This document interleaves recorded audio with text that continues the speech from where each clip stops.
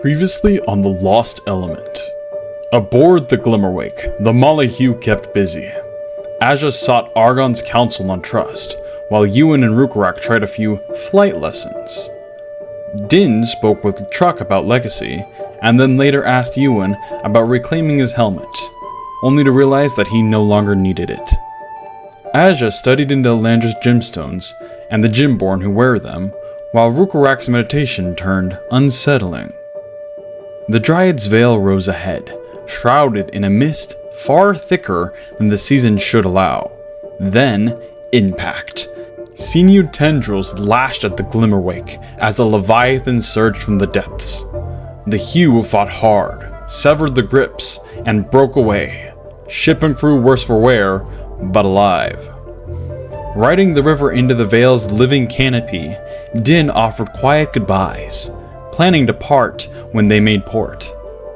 As the forest city came into view, a familiar voice reached Euan, Cordoran, calling him to meet at the Citadel of Candles.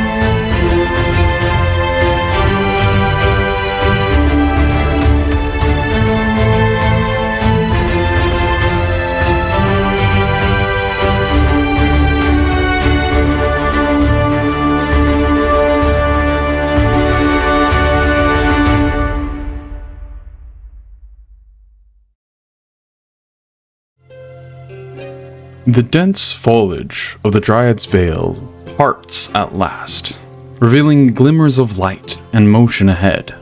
Through the veil of mist, the Glimmerwake drifts towards a set of wooden docks, nestled beside a wide, gently flowing river. The air here smells of sap and smoke, and life. Even now, the deck hums with activity. Crew members rush to and fro, repairing what damage the Vakeen left behind. Hammering those loose boards, tightening ropes, patching cracked emberglass, as the ship creaks with exhaustion. But it has carried you safely through the molten sea, this final leg of the journey.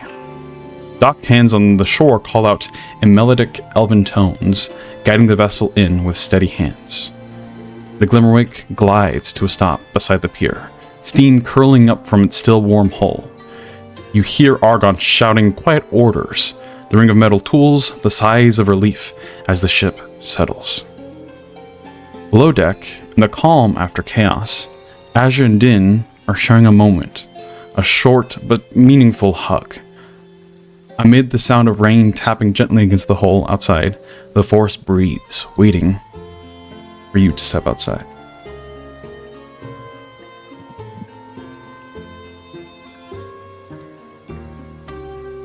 Okay, so Din's like hugging Asja and, holding her real tight, and will say, "Thanks, Asja. I don't really know where Kertus is right now, so I guess you are my only home. Don't stray away, please." Where am I going to go? I don't exactly have a home either. You guys are my home, too. So I'll leave the light on for you. See? Yes. She holds up her Elandris. It glows naturally. Just look for the green light and you will always find me. I mean, I am a rare breed now. She smiles. That is actually a good idea. I'll keep it in mind. And there's something that I wanted to give you. I was hoping to be able to share it, but I know you have a long journey ahead, and I told you that maybe you should enjoy the present a bit more and you don't want to drink alcohol, I guess. I never seen you do it. But I found this at our party that we went to in Valtari. Maybe you like it, I don't know. I was saving it for a special occasion, I guess. Maybe I'll be able to get more if I really want to back there. And he's gonna pull out like the bottle of party drugs that he got. Oh boy. The song smoke, okay? And give it to Asya. It's like a small little bottle here filled with this illuminated like vapor that just kind of curls around in the bottle there.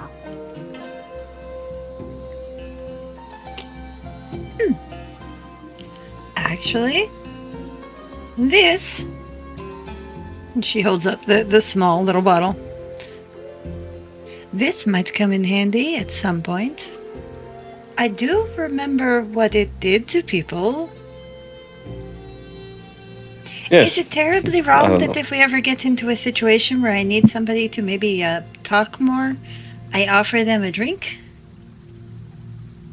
She Yes, you smiles. strongly advise that you use this with the consent of other people if you're gonna give it to them. But if it, is someone who's not willing and you really feel like the information is important, who am I to judge? There's a lot at stake, as you said. Thank you. I very much appreciate it. And she opens up one of her bags and puts it away very carefully. Well, I sure think you we want should to go. go? Yes, I'm sure. That's all of my things now. I've packed up, eager to be back at the city, see my sister again, maybe watch a couple games of Malvis, and, well, I'm sure we'll see each other again, as you said. We will. As you I'm hear going to miss you. above deck, I'm going to miss you too. people starting to call out, "Let's get off here!" And you can feel this general vibe of excitement for being at port now and actually in the city as the crew starts to bustle around, making quite a bit of noise. You fully have docked. Well, you should grab your stuff and go in. I'm sure the others are on the deck already. I have a couple of things I need to do before I can leave the ship feeling safe. And she picks up her bag of books and papers. Like, there's a paper sticking out of the side. There's a hint of a book. On the bottom corner, there's a wear mark starting where one of the book spines is coming through. I figured to maybe walking around with all of this was not the best idea. So I found a safe place to put this. I should go do that before I leave the ship. If you don't mind, I will wait for you. I'm a bit apprehensive leaving the ship at the moment. When did Euan come in the room? You didn't? Oh, sorry. When did he become stealthy? Wait, Stealth tree. No, I the imagine bottle's not Ignore that. leaking, is it? We can ignore that. I thought I heard Starfish say that you guys came up deck. My bad. Ignore Hey, me. you're a Virginia creeper. It's okay, we get it. You're just, quiet. And boom. Asja gets up and grabs the bag of all of her study stuff and stuff like that. And on her belt, she'll put a belt on it. On her belt, she'll put the I'm going to the city essentials, so a little gold purse and, things like that, and maybe a couple of spell components, but nothing. She's not bringing her bags of stuff Right. for once. Suddenly, her 5'6" stature, she stands up straight because she's not being weighed down by textbooks, and she's actually a lot taller. So as I'll meet you Asja, up on the thing, and Asja will leave the room. finishes kind of organizing her stuff and what she wants to bring into the city and leave here. Position up to the top of the deck there, where both Euan, Rhukkarrak, and the rest of the crew are fully aiding in like tying down the Glimmerwake to the smaller port here. You can see out into the distance. This does not... You're not ported right in the middle of the city of Florignis. It's going to be a little bit of a walk to the actual city, as here is where the river's wide enough to hold larger vessels like the Glimmerwake. And you can see a few other, but it's definitely not the ports of Elendor by any sense of the imagination. But you watch as a large portion of the crew start to depart. Some of them still continue to, more of the deck hands continue to repair and fix things, but a lot of them are excited to get off the ship, especially after the terror you faced just mere hours before.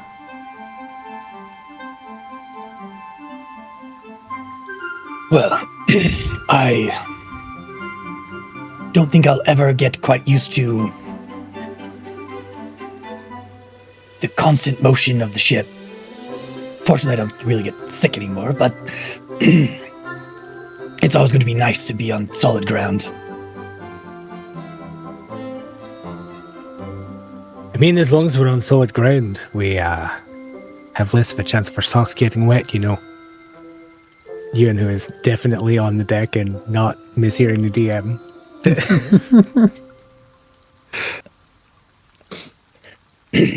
I mean, in this rain, is there any way that your socks... Oh wait, we have the water. The rain dances around you, We never have making The contact. greatest items that have ever been created in these little stones here. You are all very welcome. It's much appreciated. I mean, with this, does it... As long as you don't jump in the water, it should be fine anywhere. Argon approaches the two of you. So, you're both heading off then, I assume? You have things to do in the city? I have things to do in the city, but not too keen on leaving the ship yet. Sorry, go ahead, Rhukkarrak. I mean, I just need to... Well, not really need to, but I should probably check in with the chapter here. And other than that, Euan, do you want some, I don't know, company on whatever you're doing? I appreciate the offer. I think when I do get off the ship, I want to roam the streets alone for a moment. Kind of reminisce. I spent a long time here, you know. Yes, that makes sense. Well, regardless of what plans you do have, I was hoping that we could be, well, seaworthy again in a day or two, but he eyes the several cracks and damages that are currently under repairs. We might need to spend a little bit more time. I'm also going to look into hopefully having some sort of enchanter of sorts to see if we cannot get further abjuration of concealing the amount of energy that the ship carries. Maybe one of you can look into that as well, as I have my hands sort of full, but if not, I'm sure one of the other crew can get to it. I can do legwork, but don't have any particular skill in that kind of stuff. No, I wasn't thinking you would, but I'm going to look for someone in the city that probably would. Oh, I thought you were asking us for No. help with it. No. Is the ship made entirely of emberglass, or is there wood in the ship that the emberglass and surrounds? It is not entirely emberglass. It is some of the wood that even is grown here. He points out to the large trees that kind of faintly smolder with kindling embers. It is very heat resistant, but most of it is emberglass. I may be able to talk to an old friend of mine here and see if they know someone. Very well. I don't have. I've only been here once or twice, and each time it's been brief. The city's not very large, and so it don't come here very often. But good luck with whatever endeavors you do have, and keep me informed of when you would try to leave. Yet again, it is not going to happen in the next day or two. But probably by the third day, we should be able to get back out there if you so desire. I'm sure that Asja would love to spend that time raiding the libraries and whatever else she can get her hands on here. Around this time, both Asja and Din arrive above deck as well. Well, whatever it is, I'll leave you to it. Argon, leave. Argon, I was looking for you. Oh. Can we go to your office so I can put my stuff in your safe, please? Oh, yes. Yep. And he just starts walking that way. If you all want to head out, just tell me where you're going and I can come and meet you. I don't really want to bring all of this stuff with me in the city where it might get lost or something. And, I've had to make some pretty big deals to get some of this information, so, better safe than sorry. She goes to follow Argon. I am in no hurry. I can wait.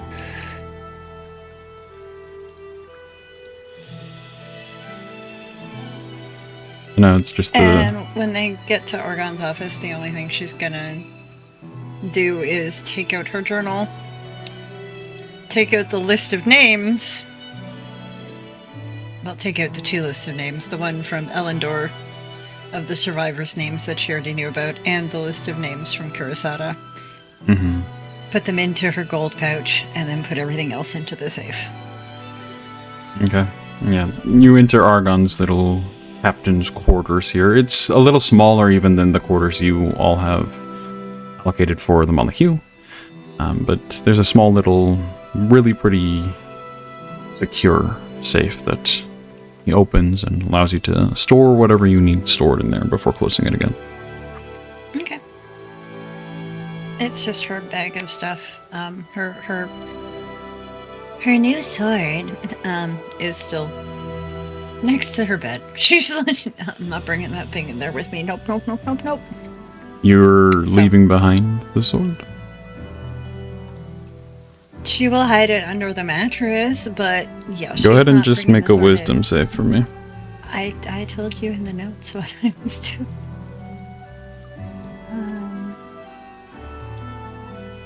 You will attempt to leave behind the sword. Yeah, I'm attempting to. Okay, the sword's coming with me. Damn it. So we'll kind of cut to a scene where Asja is attempting to lay the sword down, but as you hold it there in your hands, like right, trying to put it underneath your bed there, you just are stuck staring at it, and just your muscles just seem to freeze in that moment. You just get this overwhelming need that this, you can't leave without this. What if you get into danger? What if something happens? What if you get attacked? This needs to be on your person.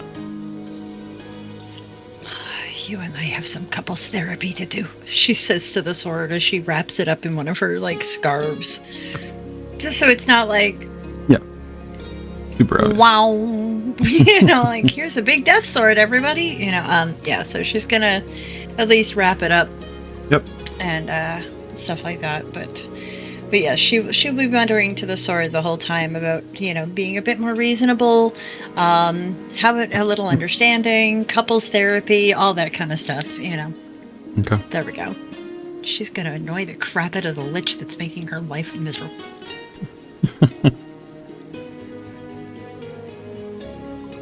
Alright, we'll return above deck with Din, Rhukka, and Euan. You all just waiting there for Asja to store stuff? Yeah, Rhukka will be leaning against the rail. Shantae will walk up to the three of you, kind of sitting there. So, I haven't actually been here before. I've heard that a couple of you have, right? You know of any good place to, I don't know, take a breather, maybe get some drink. Somewhere I can direct the rest of the crew. There is the Ember Bloom Lodge. It's a Bloom pretty common place Lodge. to eat. It's got a nice outside view.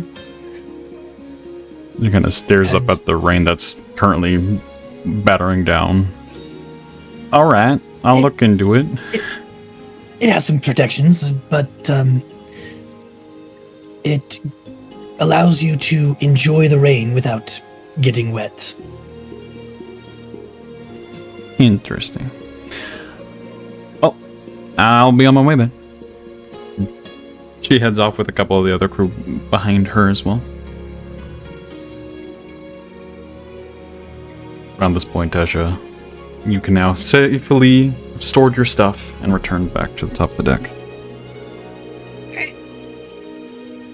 Ah, you're all still here. Okay. Oh. What are we doing then?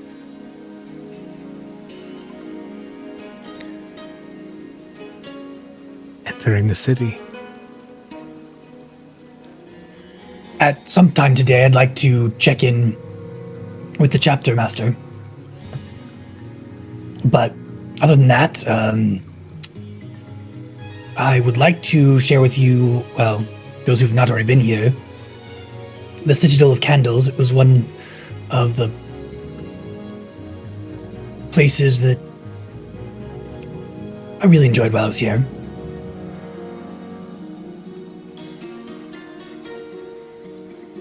I have things I want to do as well, and no, surprise, surprise, they don't involve books or libraries.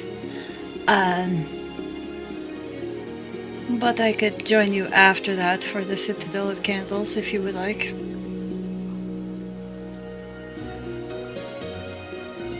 That works. Did you not want any company with whatever you're doing? I want to test the waters on something. Phew. I haven't said this in a very, very long time, but I'm... Oh, how do I put this? I feel like I have some inferno wasps in my stomach. I mean... It's a whole city of... I haven't been in the city of... What if I clap? She looks at Euan. What if I clap at the wrong time, or press a button, or say something stupid, or knock on a door that I'm not supposed to? What if I lose this too? If I just don't get off the ship, then I don't even need to know what I'm losing, right? You would be far from the first person to clap when you're not supposed to knock on the wrong door. But I keep doing dumb things, and what if I do a dumb thing here? I don't want to... Then it happens. And everyone continues on. But didn't You have they say the nothing to worry Dryads are about, really Juan. strict and everything? They are. But they also saved my life. They didn't save mine, but...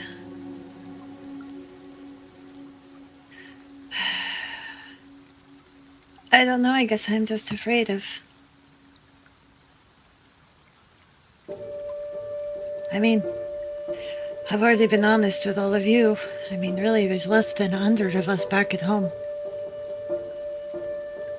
And when they found the list of survivors, there's only 6 names, and I can assure you one of them is very dead now. Mostly because, well, we killed him.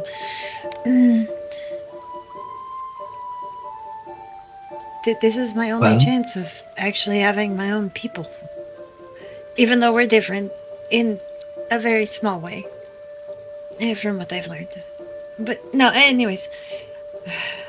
Asja, the biggest problem that the people here have is if you are disrespectful of life. And that, I do believe, is something that you will never do. So I don't think you have to worry. Definitely that sword on the back Yeah. is a little colder.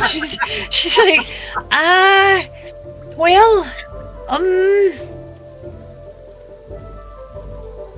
Alright, well, I guess you've all noticed that I've got this weird new sword on my back, and it doesn't look like Maloric's sword anymore, and maybe when we were in the underground thing with the...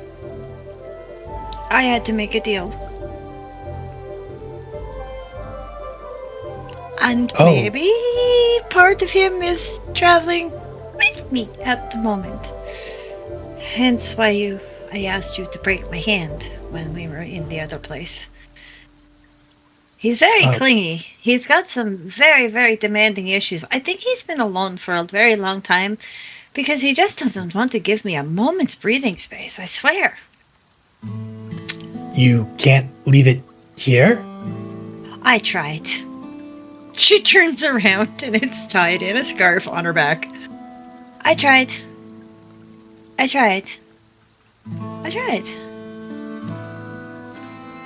Well, then we should probably make our visit short-ish.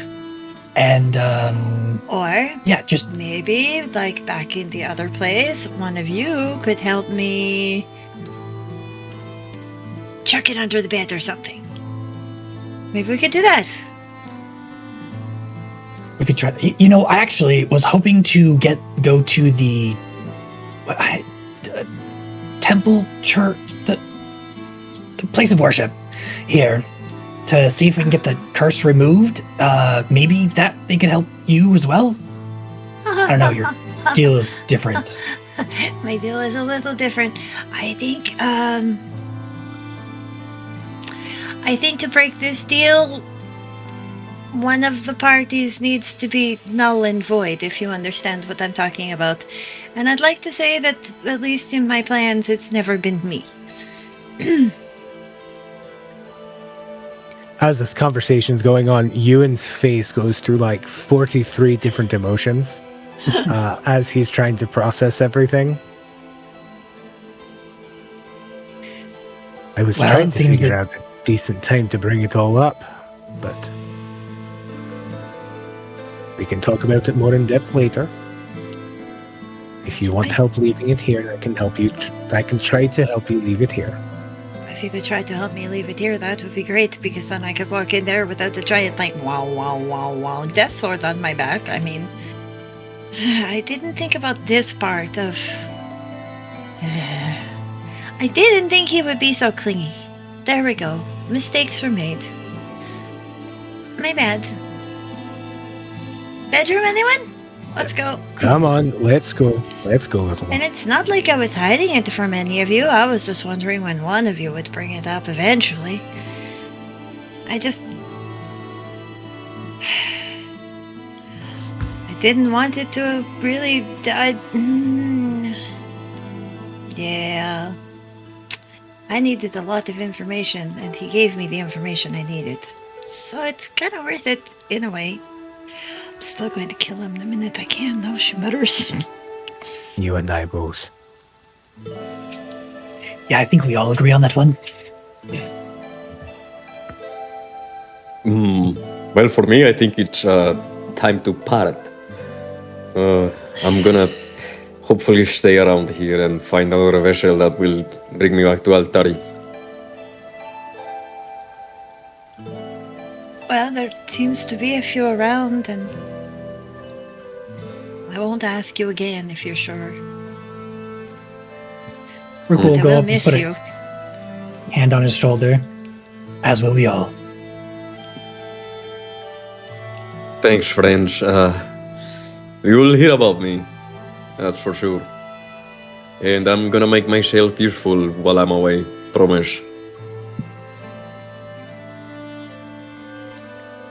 Euan just full on picks you up into a bear hug and squeezes you. Take 1 point of bludgeoning damage. You better take care of yourself. I'm relying on you, then. And as you put him down, you see that he's like pluck one of the flowers that's growing on you and put it in his ear.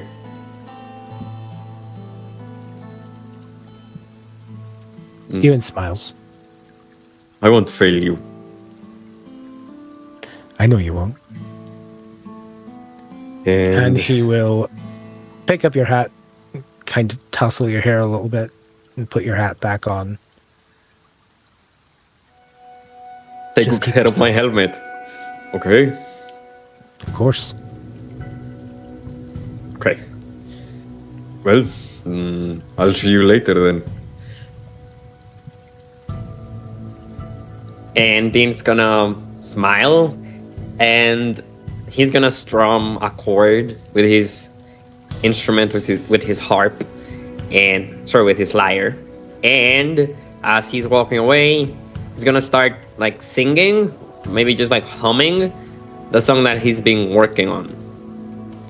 And yeah, he's gonna maybe look back once, smile, and keep going.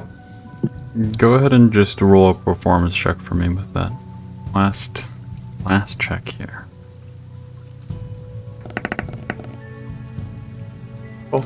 Okay. I wanna roll a d10 because of course I wanna flex Oh, on my last song.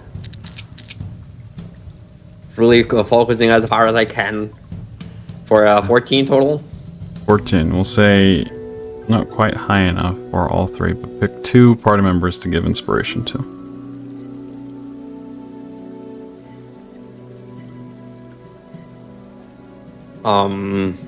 Let's do Rhukkarrak and Asja. Okay. Oh, okay. The 2 of you watching, or the 3 of you watching, Din, as he steps down, little gangplank there, off of the Glimmerwake, singing a song. It could use some work, but you can feel the passion behind the words and the melody that he's playing. And you know that the next time you see Din, it will probably be a masterpiece that inspires the 2 of you as well. But we watch as Din fades off towards some of the other ports, looking for some other travel back to Beltari. As Din walks away, Euan's demeanor definitely deflates a little bit. And he will wipe his eyes, mutter something under his breath about cursed rain, and just watch until he can't see Din anymore. Yep. We'll see him again. It's okay. Yes. You know he needs to do this so that he can do what else he needs to do. I know. And right now, what you need to do is come downstairs with me and try and help me get this thing off of my back. Just saying. All right, let's go. Alright. And I'm okay with broken bones. I do have some healing spells right now. Do what you need to. She's being dead serious. There is no deception. There's no nothing. She is saying, do what you need to. She's got some healing spells. But don't cut them off because I don't have that kind of healing yet. Not yet. Okay, Rhukka will follow behind them. He will be present in case he is needed, and just kind of keeping an eye on it. But he'll hang back and let them take care of it. So what I would like is Asja and Euan kind of enter the room, Rhukkarrak behind. Asja, you take the sword off your back, and once again, like, go to place it down, but there's still that just feeling that you need it with you. It's hard to explain, but it just, like, you can't let it go. Go ahead and make one more wisdom save for me. As Euan's standing there, and you can see you when you're like getting ready, and you don't want to feel the pain there either. Euan cracks his knuckles. Okay. It's a 17. The 17, Euan just begins to prepare. Euan, what would you do in this scenario? You can see the hesitation in Asja here. At first, Euan would just kind of gently tell her to put it down. I am the weapon if you need it. And if that doesn't work, much gentler than he did in the room with the porks, he will step on the blade to pull it out of her hands. Okay. Doesn't need to get that far even. As Euan is there reassuring, you can fight back some of that need to keep this thing with you. You carefully, like a prized possession, place it down, slide it under the bed, and slowly back away from it. But even with that, you still feel wrong, almost akin to how you felt when your Elantris isn't on your person. Not as strong, but there's still that just aching of not having it with you. But with Euan there for support, Rhukkarrak behind him as well, be able to take a deep breath and walk out of the room, leaving the sword behind. As she walks out of the room towards the upper deck, she's like, "Oh, I thought I just made a deal, and I know I kept joking that I get engaged or something like that, but my goodness, it's starting to feel that way. Oh, thanks, Dad. I'll explain everything when you're ready to hear it."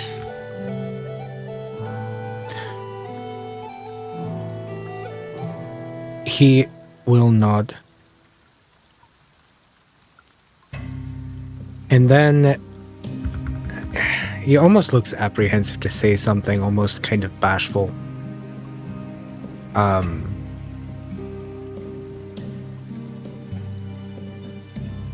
Can you do me a small favor?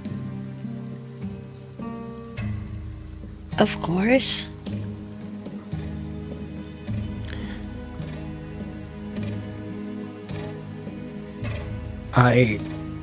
And he'll kind of hesitate and falter.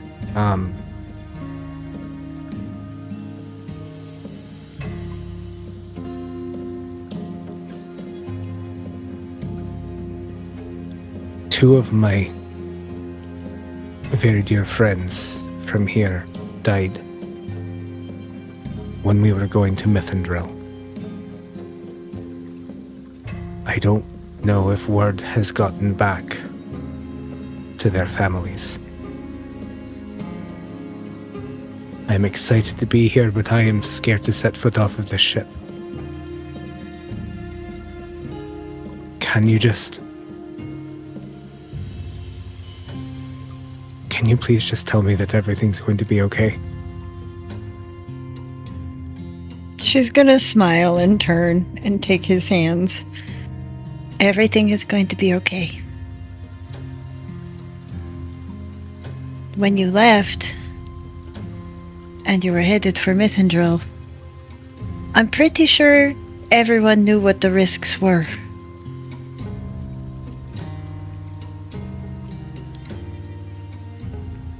I don't think anyone's going to blame you. It still doesn't change that I led them to their deaths.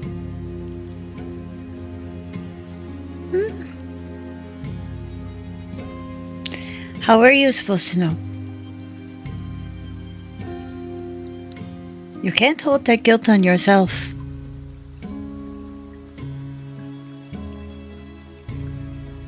You all made the choice. All four of you made that choice to go there that day. 3 of them chose to follow you there. But all 4 of you made your own choices to go there that day. It's not your fault. I mean, really, if you want to blame anyone, you can blame the Khazdurim, because if it wasn't for the Khazdurim, there wouldn't be a big pocket of death energy. It's fair. I think with everything we've learned, all of it goes well beyond that. It does. Think the who matters anymore, but the why. Exactly. And staying on this ship and hiding from what we're afraid of in a city that I hear is pretty interesting and cool and filled with some remarkably cool, elf types who wear this fancy jewelry and stuff like that. You know, and Ruka, she points at Ruka, he has this great big place that I'm assuming is filled with candles or something. I don't know, but I mean, from the sounds of it, we'd be missing out a lot if you and I stayed on the ship afraid of what probably won't happen. I probably won't clap, and I don't think anyone's going to blame you. Sorry, Ruka, I didn't mean to interrupt. No, I was interjecting, but death is... Growing up where I did, death was always at hand. It was always around me. It is an inevitability of life. And it makes life too valuable to waste with this kind of fear. So, let's go enjoy it. She takes one of Euan's hands. Come on, Dad. Why don't you show me this city that you like so much? Well, let's see if my name actually means anything, or my Elandris. I don't know. I might get stared at, I might not get stared at. What am I afraid of? Elandris, Ewan's hand shoots up to the sash and fumbles around so he feels it inside of the inside pocket of the sash. Right. It's hidden. Oh, don't worry. You're good. I know. But yeah, I kind of, until we can find somebody to talk to about maybe why this happened, aside from your cohabiter, maybe hiding it would be a good idea, because if I think a green Elandris would get stares, you would definitely get stares. That's for sure. The Elandris of the sun. The Ruby Elandris of the sun, yes. The Ruby Elandris of the core of the fire. And she just, with Euan's hand in hers, she just starts doing she's talking, but just starts walking off towards them. Since you wanted some time, how about we all just meet up at the Emberbloom Lodge for dinner this evening? I'll check into the chapter master for all of us if you like, for our group in general. And then we can meet there. Go ahead and check in. I assure you the chapter master knows who I am. You mentioned the giant green dragonborn, he will immediately know who you're talking about. Yeah. They will both be looking at my notes. Pardon me. Yep. She will. Yeah, she...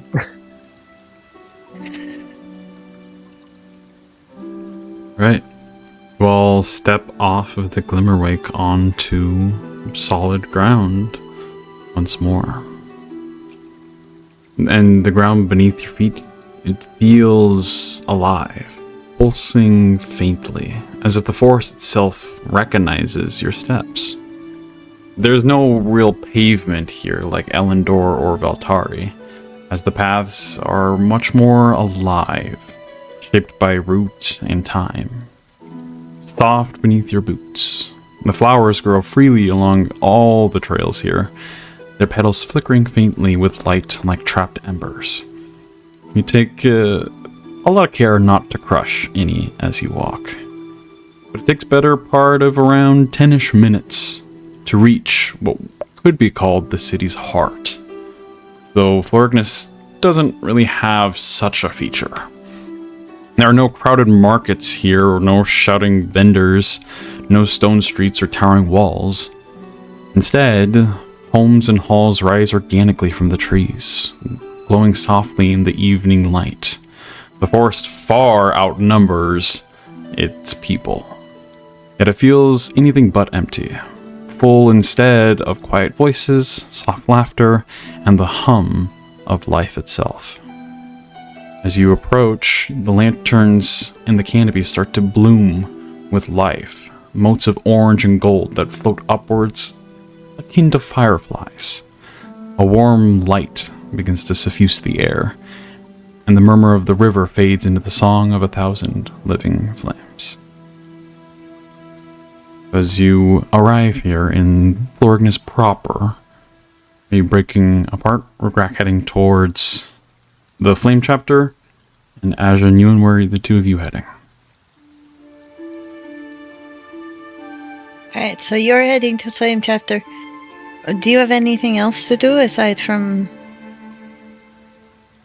reminisce about the city before you tear the band-aid off? I need to speak to Cordron.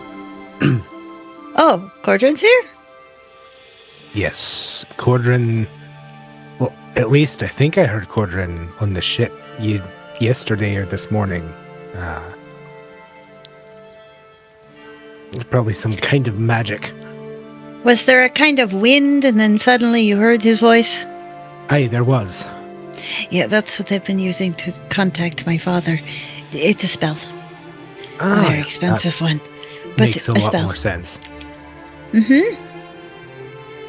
Yeah, so that was Cordron. What did he say? DM, I thought I put it down in my notes last time. Said he's in the Hearthhome, right? No, he's at the Citadel Candles. He's Oh, it's at the Citadel, alright. So that can wait then. That's right. Yeah, he'll be at the Citadel, so when we go with Rhukkarrak, we can check the Citadel then. Okay. It is getting later in the evening. It's not necessarily nighttime yet, but it's evening for sure.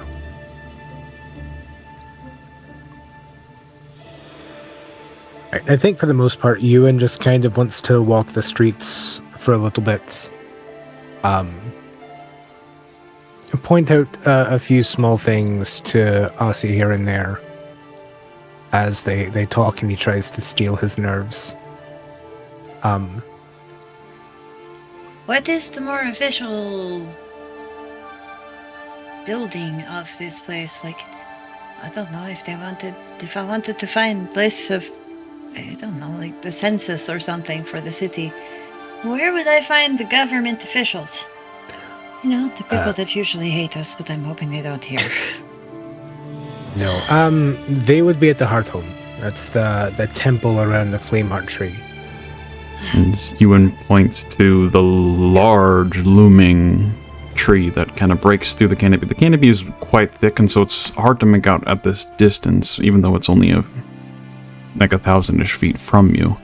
But you can see its shadow looming, and it is massive. Well, I would like to go. Oh, it's been a long time. Euan, as you are there with Asja, reminiscing, you stop as you point out the Flameheart tree and just stare at it through the canopy there. Not able to ascertain a lot of the details of the tree itself, but you're not really staring at it with your eyes in this moment. You feel that inner connection stronger, more vibrant, as you're in such a close proximity. And you just feel that urge to still greet it. Hey, Dad. We should probably let this one know that it's not alone anymore. We found the other two, and we're protecting them. Shouldn't we? I mean, the heart retreat spoke to me, I think. So I think in some way they're... She looks at you and points up and down. Sentient? Even when they're still in the ground, though I think we should probably try and tell it that we've saved the Heartroot tree. And that, well, you know where the currant tree is. And that Or we're rather looking that for I the am. others. Well, I was trying to be a little ginger about that one. I don't know how much you want people to know that, Wait, you're the Coron tree? What? No. Right, there we go. I wasn't sure, If there's Nice, anyone this that guy's the knew well Coron tree. before I did, it's the Dryads. True. But I think you're right. I need to speak with this one as well. And I can think feel you its do. consciousness. Well, why don't we both head that way and maybe you... Because where I want to go seems to be at the base of it. I mean... Oh, it's been such a long time since I... Have I ever told you about the heartroot tree? How beautiful it was. How huge it was. You've mentioned it here or there, but I would love to hear about it again. It wasn't as big as this. But I do miss... I miss the protective feeling of the tree. It always, I guess, felt like a parent or a mother or a guardian or something with its boughs bending over, almost protective.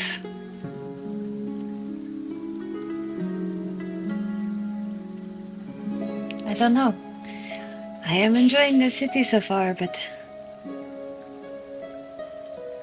I hope one day that the heartroot will grow that big again. I'm hoping. Let's go. Euan will nod and follow. He's almost in a kind of dreamy-eyed state looking at the tree as this connection is being felt between them. And after a few steps, he'll kind of clear his head. And then clear his throat. Say, all right. I wonder if Teo's still alive. I could introduce you to him. Teo was the one that took care of me the first year that I lived here. He's one of the Flamekeeper caretakers.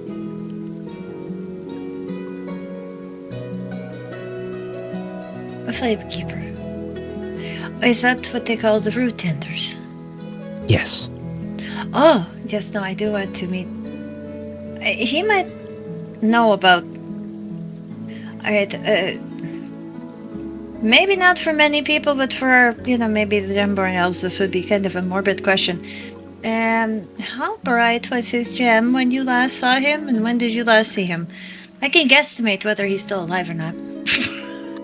I last saw him about 2 years ago, when I left. DM, do I remember how brightly his crystal was still shining? Go ahead and roll a history check for me.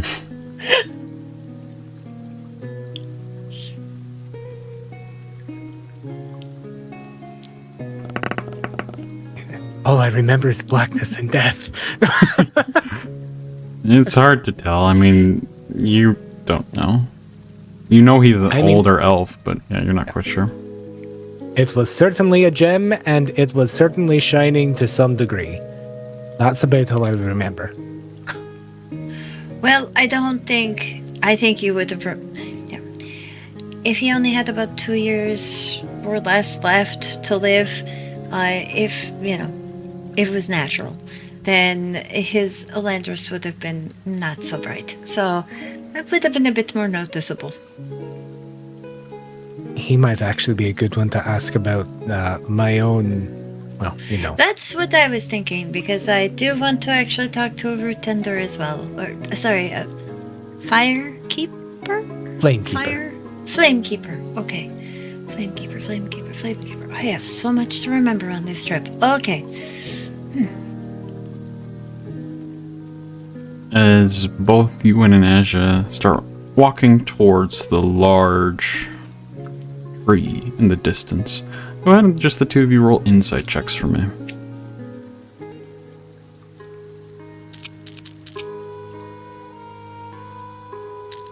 19.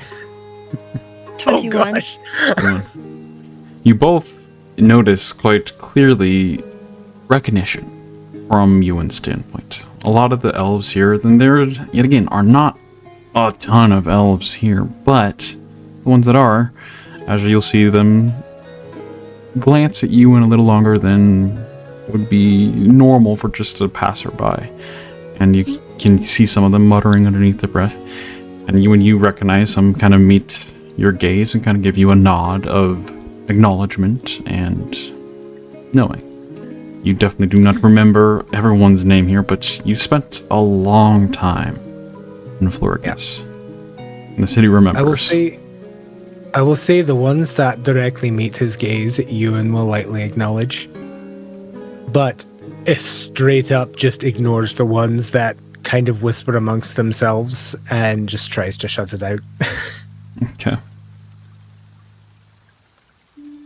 But as the two of you start heading in that direction, we'll kind of shift over to Rhukkarrak, who heads not in the opposite direction, but definitely not in the same, more towards the southern portion of the city.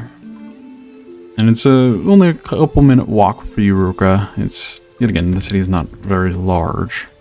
You bob and weave through the trees and the plants that are not so manicured, and eventually you come across the similar or familiar visage of the Flame Chapter. A smaller building here etched into the living wood that makes up most every building here. There's small lanterns hanging at the entrance that illuminate the doorway there at this dimmer hour, as Alamor has fully roughly set at this point, the canopy above. But you see it in front of you, and you don't see immediately any individuals outside, and you don't hear a whole lot of commotion, but you're there. Okay, then he will duck in the door and head where he knows the registrar's desk or whatever location he was first brought to when he was headed south. So you just go to open the door directly? Yes. Okay. The door is not locked. You creak it open, a little bit of a kind of sounds as you enter. As you hear a little bit of shuffling from a room prior to the main entrance hall here. This Flame Chapter, as it's called, is quite akin to what you found in Ellendor. A smaller building, a little bit of a main hall here, where you'd assume sentinels would gather, and where you did gather with the Sunkeep, or the Sunblades, when you stayed here in Florignis for the Harsh. But currently it's also quite quiet, other than the little bit of rummaging from off room, where a door there swings open in a little bit of haste as a younger elven woman kind of steps out in a little bit of a quick, hurried motion. Her hair kind of wild amber, not very messy, as she looks around with a little bit of concern and worry, as if she was not expecting visitors. And she sees you and your white-scaled form currently, and she calls out, "Oh, hello, can I help you? What can I do for you? It's quite late." I'm assuming this is Captain Kaldra. This is Lethana, yes. You said her name's Lethara? Yes. Okay. Is that how you say it? I was just looking at my notes. I'm like, okay. But Captain Lethara, I'm just got in town, and I you can see a lot of, like, he starts to fidget a little bit and nervousness as she, like, stares you up and down as if she's not recognizing who you are.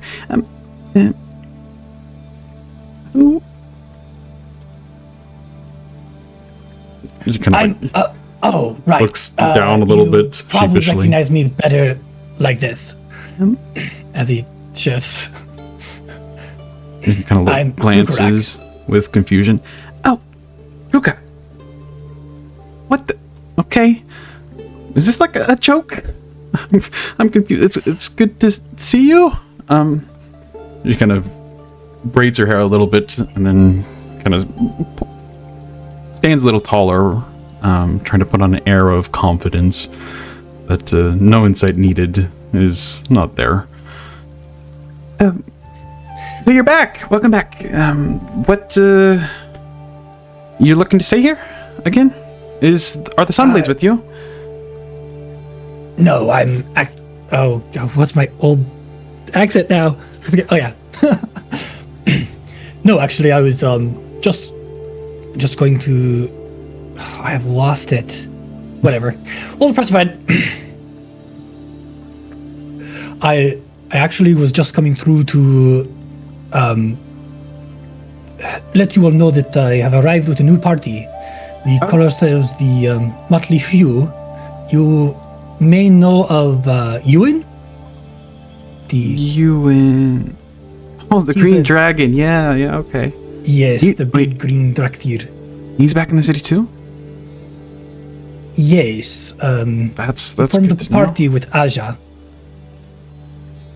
And I just came here to, well, at least arrange for temporary housing and see if there's any news in town.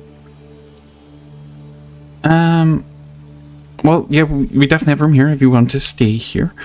I'll let the chapter master know that you have arrived and Euan is in town too. And you said you're traveling with him?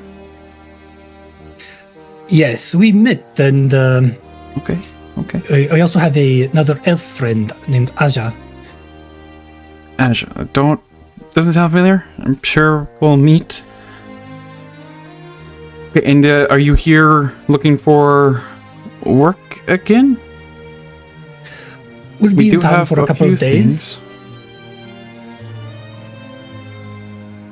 Yeah, we'll be in town for a couple of days. If there's anything you need done, I can talk to the rest of the party about it, but Okay. Yeah, I'll put it together some things. There are a few things that could use some capable individuals like yourself, and no guarantees. I would have to. They may have other things to do, but depending on your need and our availability, we may be able to help out if you need it.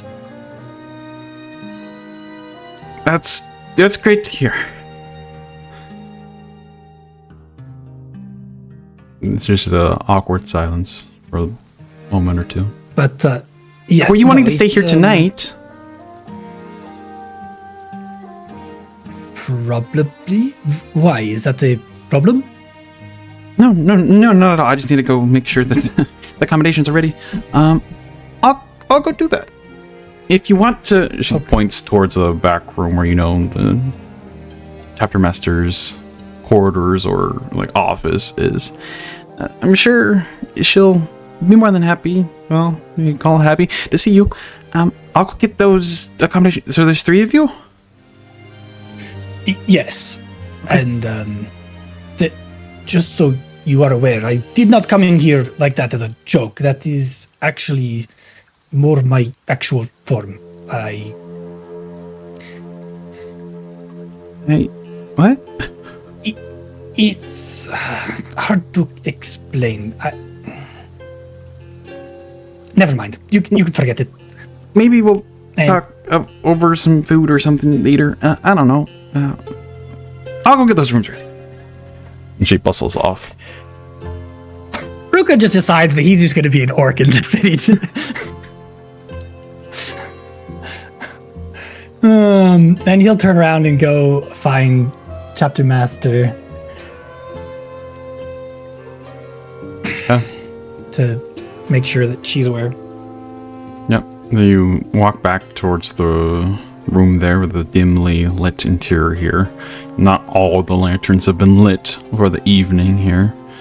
But you knock on the door, and there's a faint voice from inside. Come on in. You Open up and slip inside. lean the door open there, and sitting down at the desk is a much different image, as there's a very elderly elven woman here. She is probably on the last few years of her life. She doesn't look frail, but time has, well, she's had a lot of it.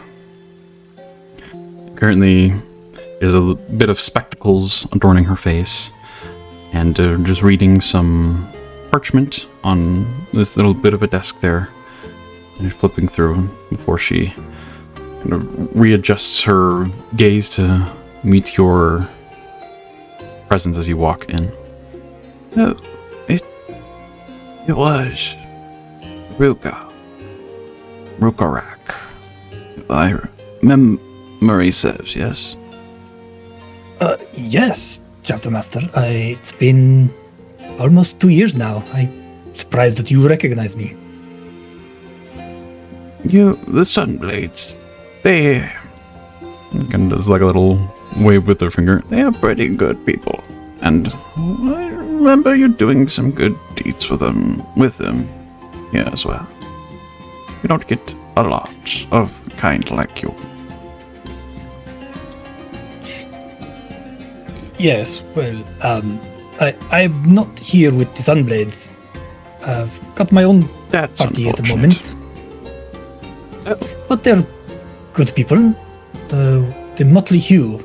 You may know of That is Euan? an odd name.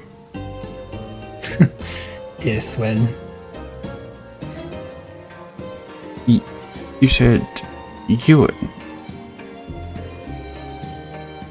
Interesting. yes, the green, and he green is here. a part of this hue of motley natures.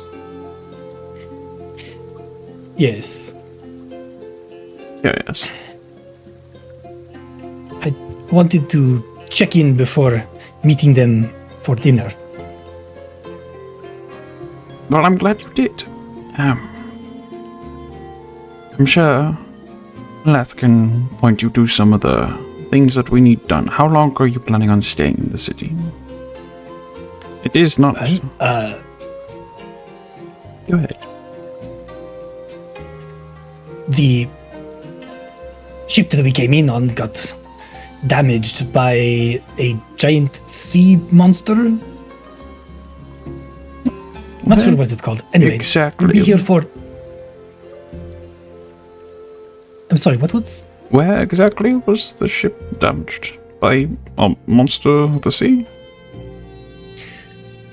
It was just offshore before we came into the riverway. I believe. Was it a large Vaki? Yes, I think that is what it was called. Yes. Did you manage to slay the beast? No, we hacked off a couple of its limbs and escaped. I have noticed and had reports that there have been more activity of that nature. It is unsettling. The fact that it attacked Really? a ship. Well, we thought it's attacked us purely because of the unusual nature of the ship. Interesting. It has a lot of If you wouldn't Heat. mind, She starts to pull out like a couple of pieces of parchment. fill out this report, will ya? oh yes, certainly. Good lad. And he will sit down, fill it out.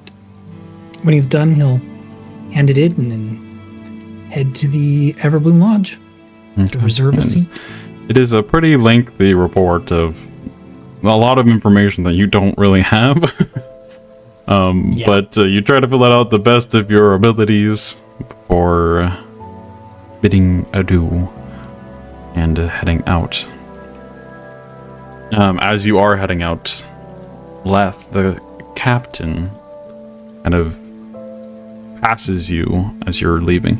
Oh, you're leaving for the night? It's pretty late. When are you expected to return? Oh, I'm just meeting my party at the Emberbloom Lodge for dinner, and then we'll be back. It's always fun. Okay. See you then. And she just continues to rustle away. Alright. With that, as Rhukkarrak leaves the flame chapter behind, which quite quiet, but that isn't unusual for the flame chapter. You know, the last time you stayed here, that's primarily where you stayed, was in that vicinity, and you and the Sunblaze were pretty much the only occupants other than the two elves there. So, makes sense. But as you head out towards the rest of the city, we'll cut back over to Euan and Asja. As you approach the towering Flameheart tree. With every step you take, the tree just continues to get bigger. What you thought was only a good 1,000 feet away was more like 2,000-3,000. It's a good bit of a walk to the tree itself, but it is massive. It very much stands out the further you get to it, and there is more of a clearing around the actual base of the tree here, as other trees can't really survive, as it takes up a lot of nutrients. But you do see this masterful building made and built not from the tree's own bark and wood, but from nearby trees that kind of arc up to it, that offer supports, and masterfully crafted, very, very elven, large arches, but it is quite a massive building here that is just circling around the actual trunk and base of the Flameheart tree. As you get, Don't remember it being this big. as the two of you start to walk closer and just take in the awe of how massive the Flameheart tree is. You watch as subtle embers seem to vein up the actual tree itself in these almost like illuminated patterns. But you're greeted by some elven individuals with some armor on, some sort of leather armor that is pretty masterfully crafted as well. And very much colors that would allow someone to very easily hide within the forest here. So they kind of greet you as you get closer to the actual structure of the hearth home here. Good evening. Can your... They kind of share a glance at each other, looking at Euan. Welcome back, I guess, is a good thing to say. Thank you very much. Just kind of look at each other, not quite knowing where to go from there. Are you here to... It's quite late. What brings you here? I actually have fairly urgent business I need to speak with Tio about. I've also brought my daughter, kind of scoot Asja up a little bit, with me to show her the tree as well. Critics. Kind of look at each other in confusion a little bit after... Adopted daughter. Totally, he didn't have a choice. That makes more sense. Well, welcome. Follow us. And they start to guide you back towards the actual large hallway of an interior here as you press past the entranceway. Now that you are so close to the vicinity of the Flameheart tree, Euan, you feel within you, like every fiber of your being, just comfort and warmth, akin to the feeling of when you hug a loved one. It's like just that present feeling that just exudes all around you and all around more than just your physical appearance, if that makes sense. It doesn't seem to shy away from the curse at all. No, not that you can tell. All right. But you step through the grand arches. You see a few elven individuals with similar adornments as these two guards, per se, that are within here, tending to the various needs of the Flame Keepers. After a bit of a walk, you actually see the lining of the interior wall here is the Flameheart tree. You can see those veins of flame and embers burn a little brighter as you're closer to it, and there's not the rain that kind of quenches them. They burn, and it is like a hearth in here, almost like, I mean, this place is called Hearthhome, but it feels like you've stepped into a hearth. It is quite warm in here, even though the season's tideswell and it's raining outside. It's not uncomfortable to the two of you being aligned to the fire element, but it's definitely not super comfortable either in some regards, especially as you get closer to the actual tree there. It gets warm, but you don't quite go and hug the tree immediately. But you wrap around, following the guards leading you, and you know this place quite well. It is almost like your brain remembering staying here, and you get little glimpses of the past as you walk down these hallways once more. You get a glimpse of a long straight where there's a railing that you remember.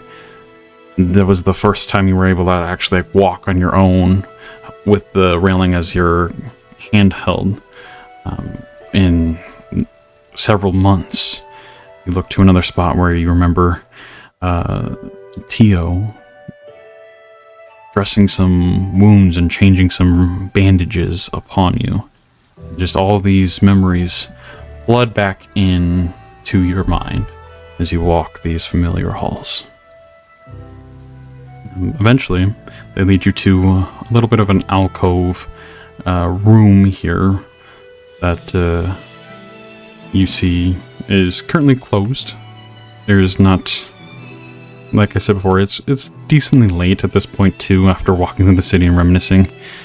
It's like officially nighttime now, but they knock on a little bit of a privacy door-ish, and a moment later it opens and reveals a quite old elf in his own right. You can see that adorning his neck is a necklace of an ruby red elandris. It is definitely dimmed, but it is not at the point where he's gonna die tomorrow by any means. But like the Flame Chapter Master, this individual has seen a lot of years. And at first, they're quite confused and more like, "What is it? It is so late. What cannot wait till the morning? Oh, is that It is you. Welcome back, friend. Euan will smile and say, "It's good to see you, old fool," and just wrap him in a hug. Careful with the bones, they're old. Yep. Euan goes to start bear hugging, thinks better of it, stops, and just hugs him firmly. He kind of clasps. It's good to see you're still in your alive. back. Of course, I wouldn't die on you yet. What brings you back? Teach you how to read the Elandrises, Dad. I mean, seriously. He's got at least another 1 to 2, possibly even 3 decades. You're good. Oh. First of all, he'll kind of step aside and again scooch Asja up a little bit. This is Asja, my adopted Hello. daughter. Nice to meet you. It is a pleasure. Adoptive. It is great to meet you. He kind of holds out a hand. She'll take his hand and Kind of like light greets your light. It is nice to meet you. he takes your hand and presses it with his other hand, just like holds it like an elderly person would. And Okay. just kind of shakes it for maybe a little bit longer than is comfortable before letting you go. And looking down at himself, he's currently wearing like pajamas, more or less, not fully his regular attire. I didn't. Did you just arrive in the city? We arrived a couple of hours ago. Took us some time to get into the city. I'm not walking much faster than I was back then.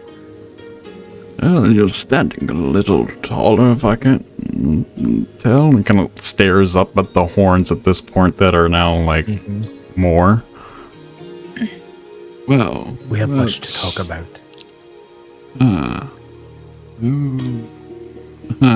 Okay, yes. Well, come in. And he like waves to the guards in a thank you before they give a nod and leave as he widens the doorway and lets you both into his private chambers here, where there is, yet again, very simplistic, much more naturistic. There's not really a whole lot of, like, the walls aren't super confined, lots of windows, arched ways and whatnot. And he leads you in a little bit of, not like a full-on plush bed, more like a bedroll-esque. Let me. Lights a lantern that illuminates the room a little bit more. Oh. What brings you back? Last we spoke, you were leaving and you weren't necessarily planning on returning. Did you find Mithrinder? That's where I come in. They kind of found it, but not really. It found And I us more trust than you. we found it. Yes. And then through that, they found the rest of us. And you kind of stare, or looks towards you, Asja, a bit more. Are you concealing your Elandris at all this time? No. Nope. Okay. His eye catches that a little more intently at this point. Oh. My. You are from the city. Where? You're so young.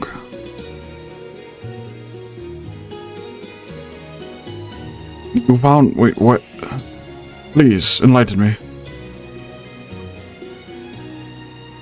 Who is he talking to for that? Me or Asja? Kind of like both of you, like, just tell me what's going on.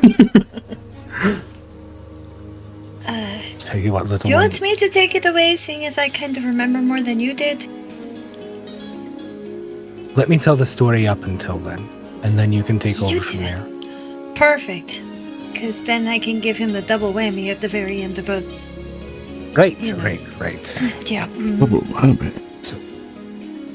We all left Florignis and we traveled southeast towards the ruined city. We had a run-in with some Cartusi gnomes near the Ashen Expanse. We helped them fight a bullet, or a creature that was attacking them, and we proceeded our way down. We made our way into the forest, and he'll hesitate for a moment. We were attacked, and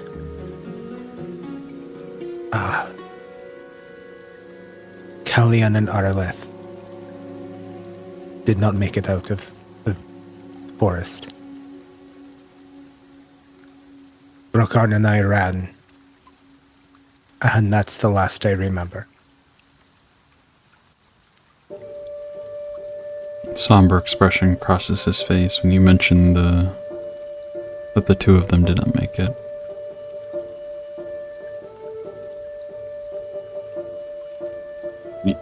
The last you remember?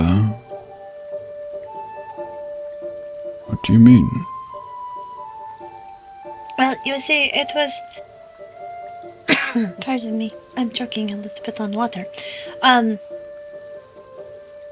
Well, you see, it was just a normal day, for me at least, when I was woken up by...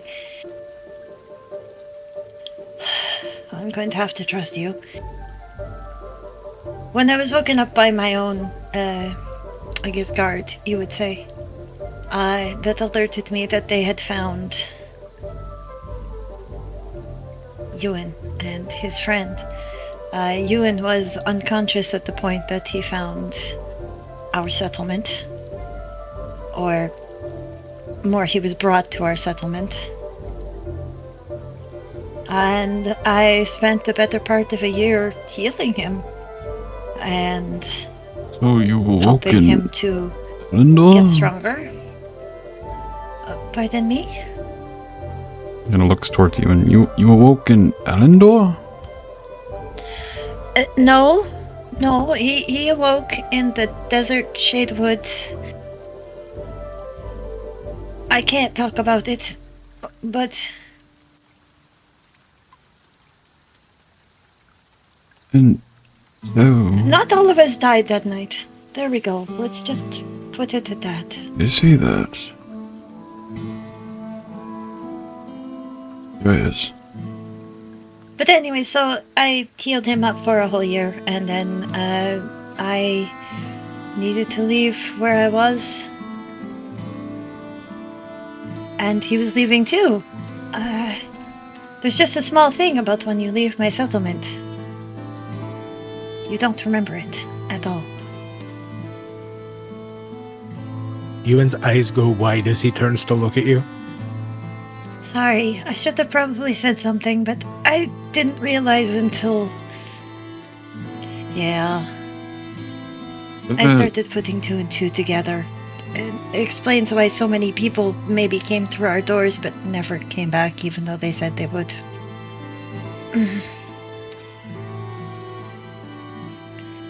And then, Okay then. as we were traveling on, I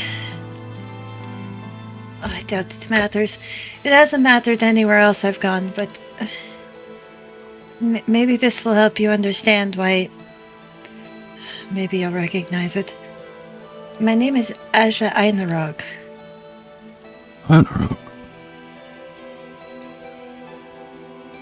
I was taken out of the city before it fell to ensure that the Einarog line would continue.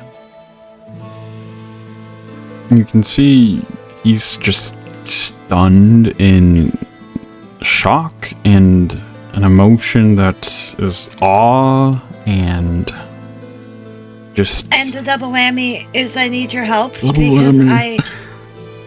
Yeah, I'm very sorry, but when we were in Valtari, well, I don't know what I did, but Euan got really hurt and fell into a coma, and I didn't know what to do, and Euan has something that he's going to tell you about at some point too, I'm sure, but I put a ruby Elandris around his neck, and Euan, you might want to show your friend what happened. Euan pulls out the just blazing Elandris. Number one, I didn't know that an Elandris connection could be made not at birth. And number two, I kind of thought that was only one of, the gemborn thing, not the... Can you help me understand what I did? She watches his light dim. Yeah. And it stuffs out. He just Always- falls over. How about we give you the night to think on it? Because, He like pinches himself a little bit. Okay, that's Let me help you, and smacks him. No. I'm old kidding, man I'm goes kidding. flying across the room. Euan! Don't hit Grandpa!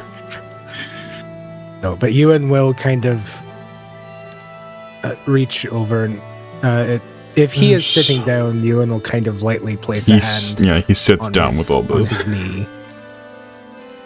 I know it's a lot to dump on you, Tio, but there are very few people that I know that I can turn to, and you are one of the very few people in this world I trust with my life and my secrets. It is a lot. But, I mean, it always has been with you. There's more, but I will save you that And and let you get a good night's sleep. Yes. There is more. Right.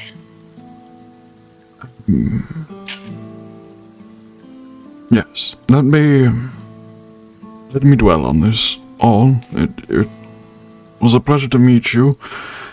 And you? Euan spoke a lot about you. I think I need My dad to, sure does think a lot about you. Yeah. I need to think this over.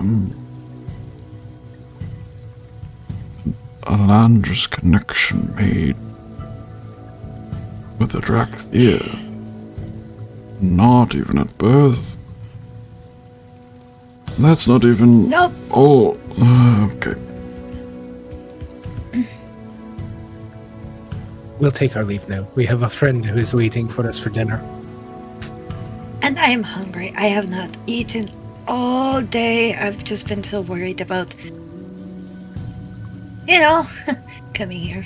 How long do you plan on staying in the city?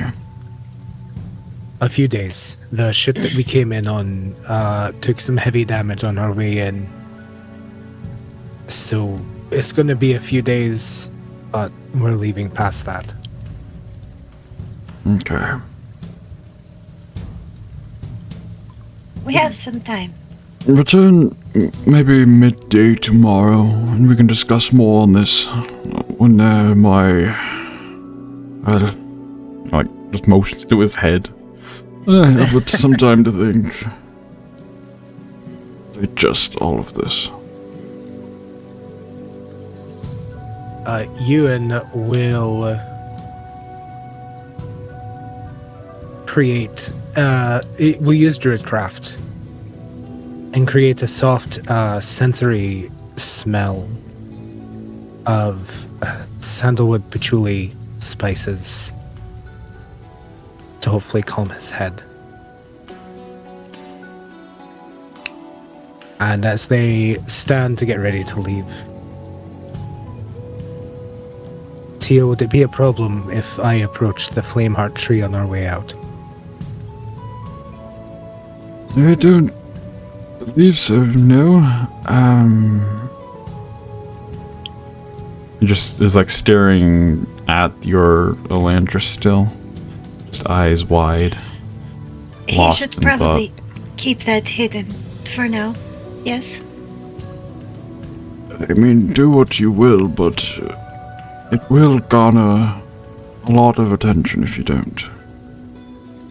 You already garner a lot of attention, Dad. You've got some explaining to do.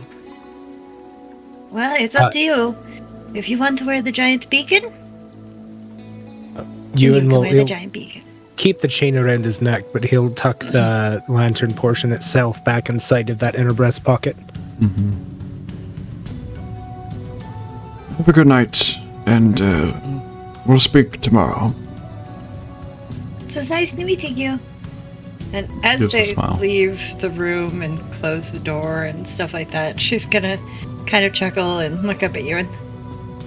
So you saw the look on his face, you know, that other, like, what am I hearing? The world just stopped, that kind of thing? I get that a lot from people. Welcome to my world. Where is the tree? As In we- front of us. Yes. Yep. As we kind of walk around the edge and get to the room where the inner wall is the flameheart tree, Euan will point it out first and foremost. And then he will approach it. And Don't as they're forget to tell it about Jorge, and that Jorge is safe. As we are approaching,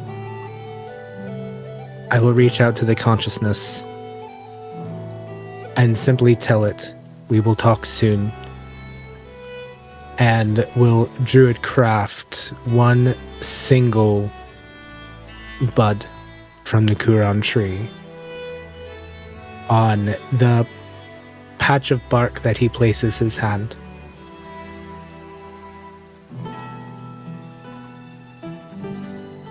You place your hand among the bark there, and it's like a part of the root that goes down into the earth that is built around, or that the structure is built around. And as you make physical connection here, there's just chills that run along the spine of just warmth, of flame. It burns your hand in a sense, but not in a painful way, just the exude of warmth just travels through that. You just feel a presence, not words, not thoughts really, but emotion that just relate along the lines of it's good to see you.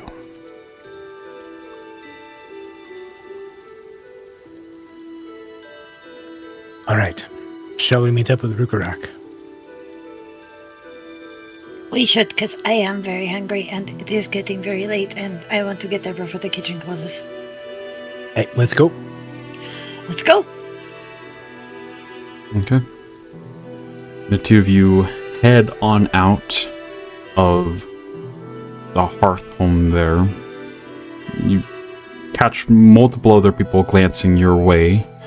Some that, once again, Euan recognizes, that give a nod or a small greeting of, good to see you, and whatnot.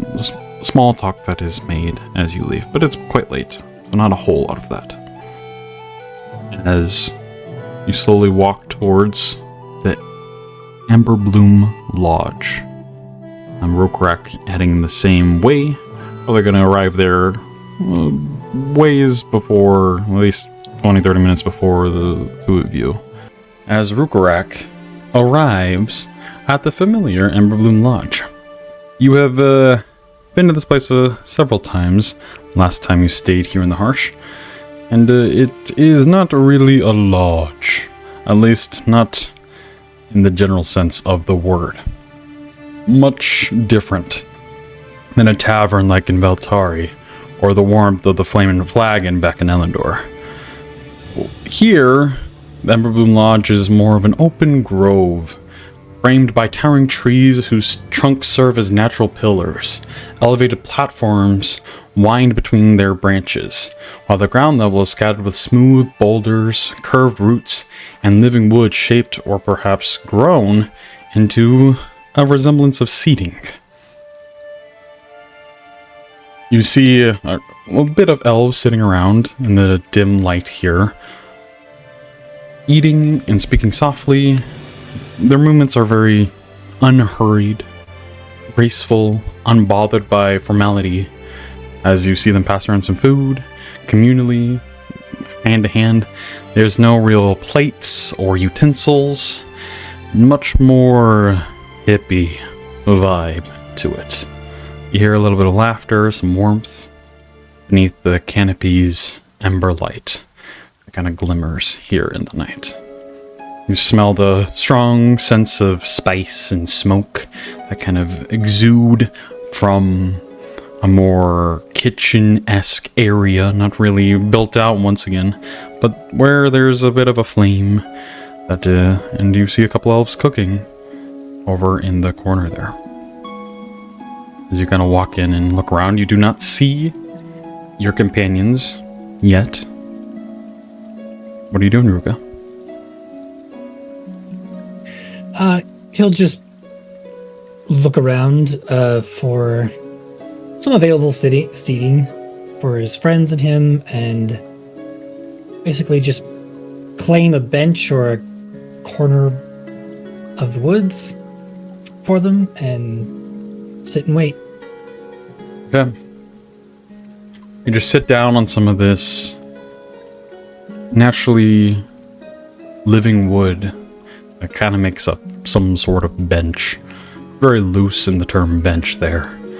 But it's not uncomfortable. The back support isn't great. You're gonna sit and just ponder for a moment. The rain here does every once in a while trickle through the denser canopy, but there are larger roof-esque that is made of winding branches, as well as some clay that has been put up there. But to keep most of the elements away. You still feel the cool air of Tideswell. You wait for about 20-ish or so minutes as the light fades even further, relying only now on the faint veins of ember that go through each of the trees here, as well as the lanterns that hang, illuminating the area. And eventually, Asja and Euan both arrive on scene as well.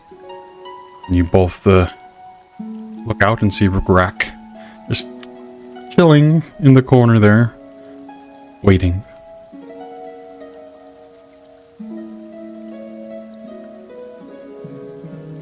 Oh, I see him over there. it's Euan, Asja.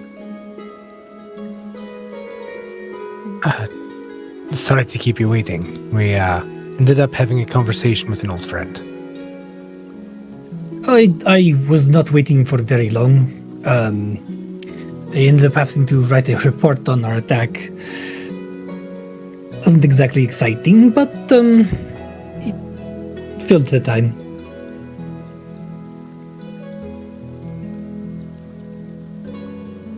Well, at least they know we're coming and why we, got in late, I guess. I don't know. Yes, they should have some rooms ready for us. It's pretty empty, as it kind of was the last time I was here. They did say that they have some who work for us if we are interested. Of course, we don't have to. But we at least have a place to stay while we're here.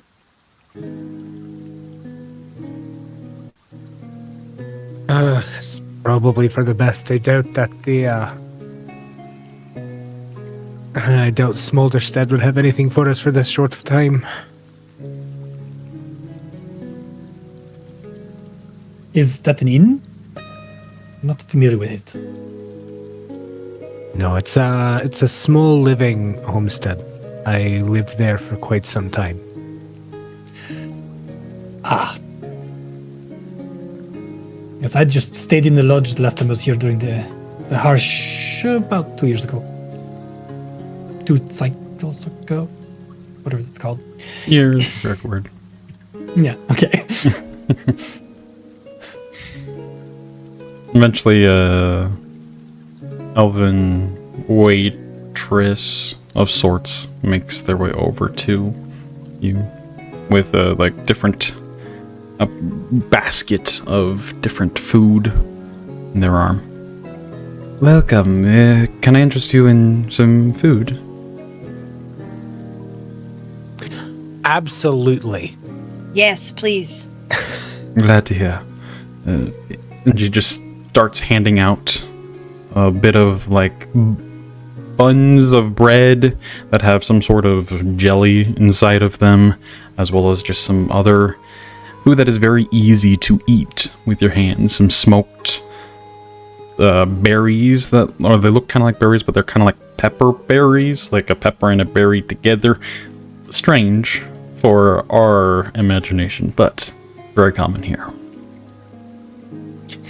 Yeah, Ruka avoids those berries. Ruka knows too knows well. Euan fights Asja over the berries. Yep. Would you all need any other accommodations for this evening? We do have some. She motions up towards the like balcony-esque living quarters up there. We do have places that you may rest. I believe we already have a place to stay at the chapter house. Oh, But I thank see. you. Very well. No worries. I will absolutely make use of the hot springs if you have them, though. Yes. Please do. They are very soothing this time of year. Enjoy, and if you need anything else, just call out.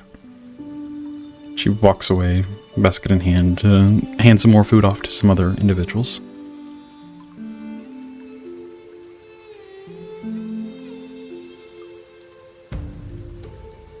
Not much has really changed in the city.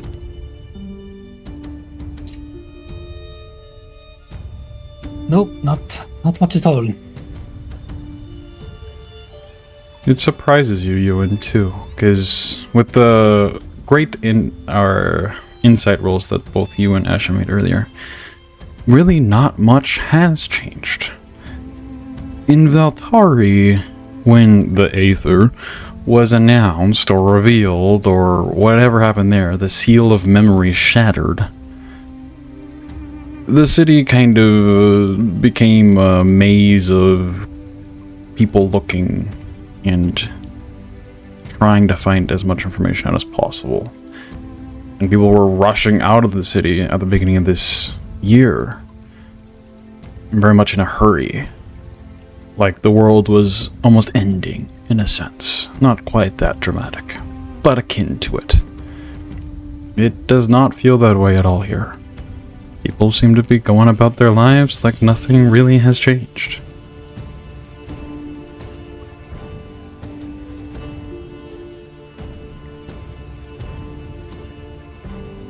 I think Euan will kind of think about that for a little bit and kind of chew on it and wonder what it could mean.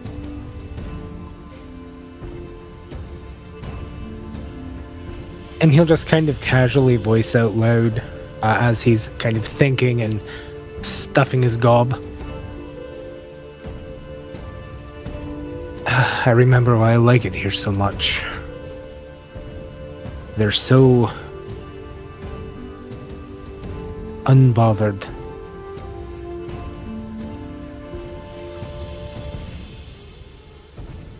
By the things outside of their reach, out of the city, out of the Dryad's Vale.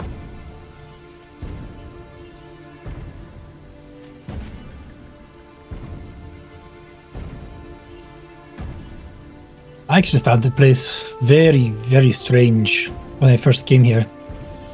It was my first real experience with elves, and at the time I did not know how different they are from most other elves. But they were most certainly different than, well, what I know.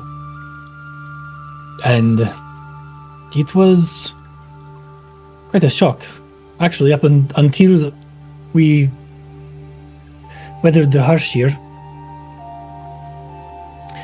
It was all a grand adventure, and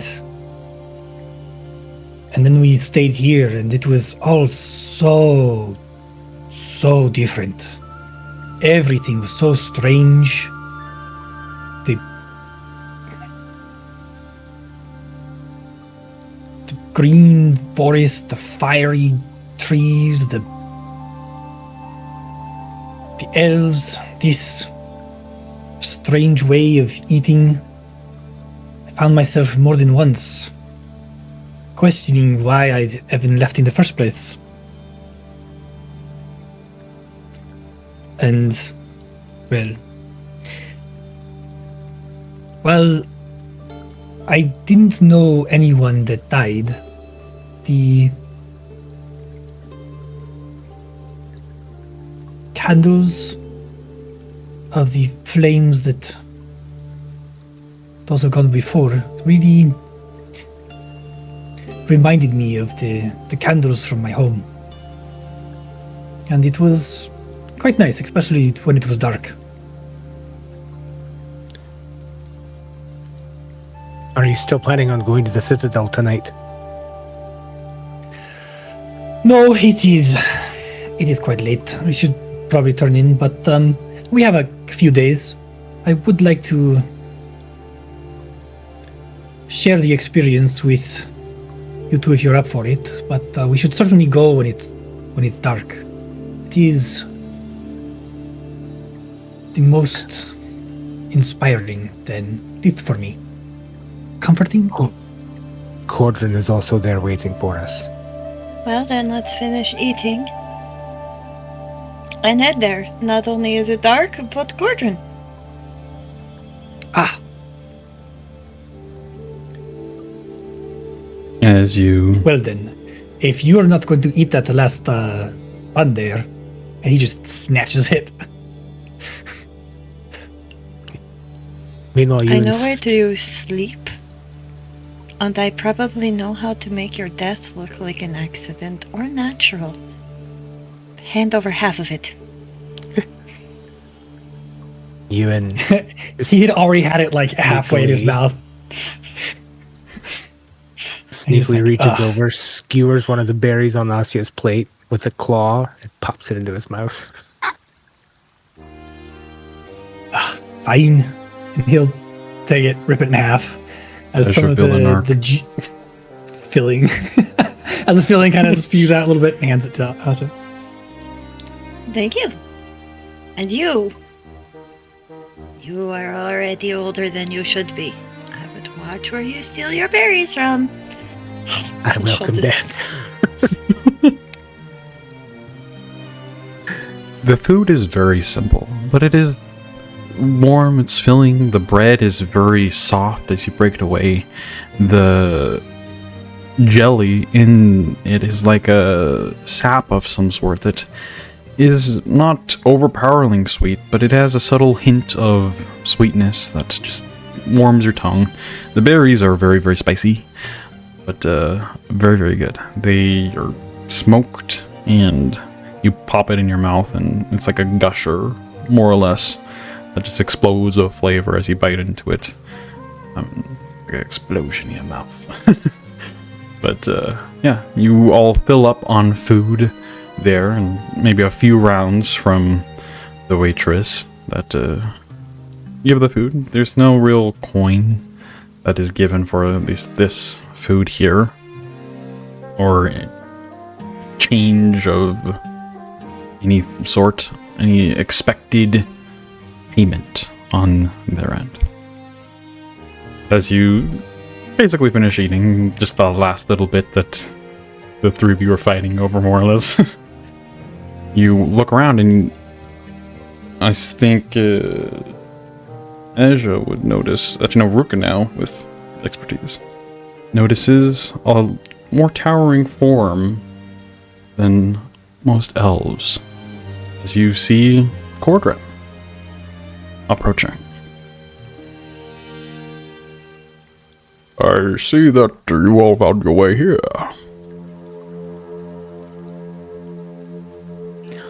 Euan jumps a little bit, not expecting to hear Cordrin's voice. Looks around, getting ready to say the whole "Cordrin, I hear you" again, and then turns around and sees Cordrin there. Hello.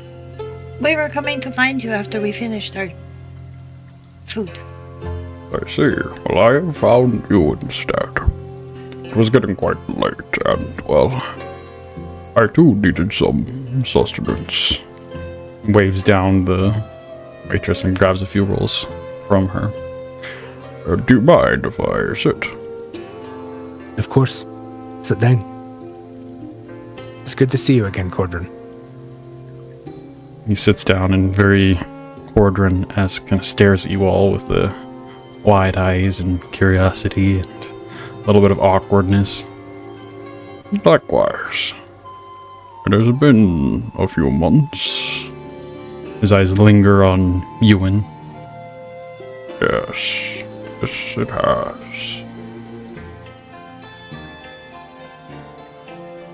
Well, I'm glad you all made it here. Did the Gattusi know Maldorwen not join you?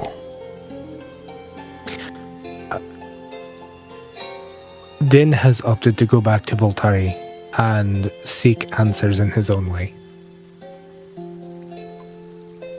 I see. He watches, he pulls out his slate and just holds it. Well, I do believe there is much to discuss. And I hope you all have answers. And I hope I have answers to your questions.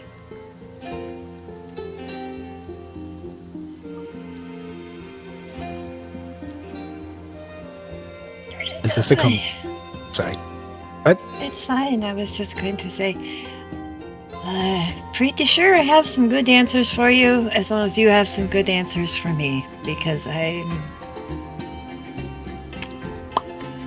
kind of at the plateau in my research at the moment. A good kick in the pants in a certain direction would be great. I will not do any kicking, but answering is something I can do, at least what I know. Have you done more study of recent events? Asja's voice is going to drop very low. We might be the catalyst? Catalyst would be right word for the recent events. That does not surprise me. Asja just looks down. See, I told you the clapping thing is weird, right? Oh, goodness. Euan actually looks down a little bit like an embarrassed child who just got caught with his hand in the cookie jar.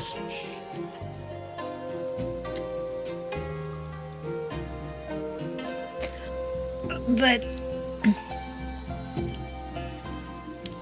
yes, because a lot of the information that we got before suddenly revealed itself again, and Yes. I've learned some information about things that if we could share information, that would be very good. Just But gives maybe a not big here. nod. Is there somewhere else you prefer? Looks around, and there's not anyone super close to you all. I know that certain topics might be more, well, we don't want to necessarily shout it from the rooftops, if I remember the saying correctly. But I do Right. not distrust the elves here. Well, then let's do question and answer time. Go ahead and start. What is a question that hopefully I can answer?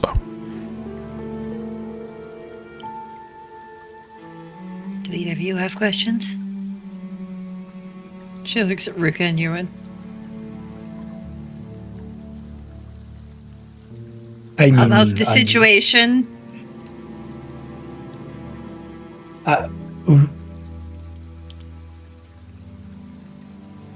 Maybe, I mean, there are questions about the map, about the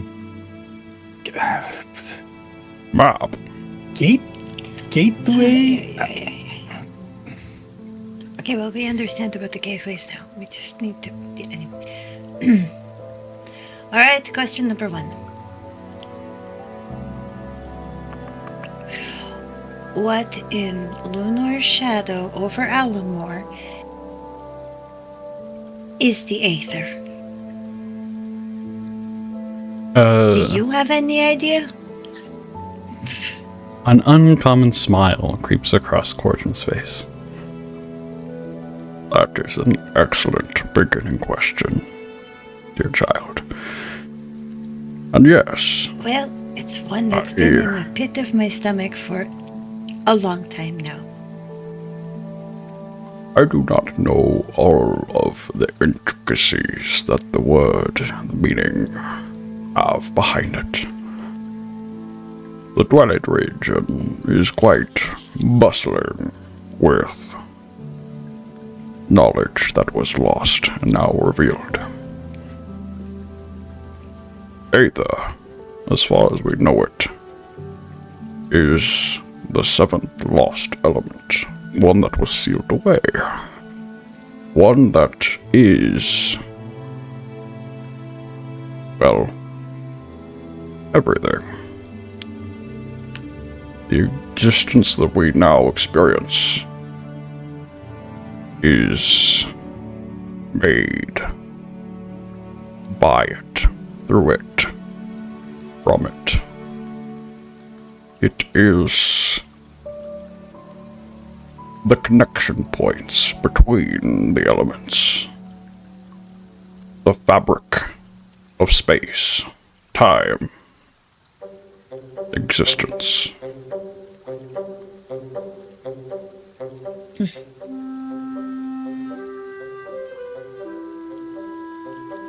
Okay. Okay. Wait, when you say that it is the connection between the elements, do you mean like connection as in it holds them together, or connection as in you can convert between the elements, or like what kind of connection? I think it's kind of like the glue that binds them together. Yes, to all questions. Oh, that does not clarify much, but okay. It does not. And we are still trying to, like I said, discover all its intricacies. But with But what it does. the stories have told from the past, being able to manipulate, control, use, harness this 7th element would be akin to shaping existence.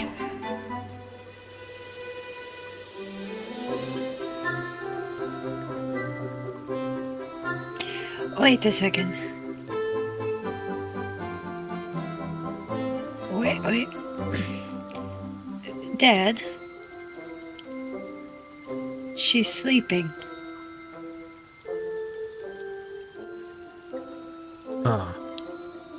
And the Aether, from what Gordon is saying, is akin to the power of shaping everything. What if somehow... I'm not saying it's just one, it's just off... What if when this gets fully awoken, what if she wakes up?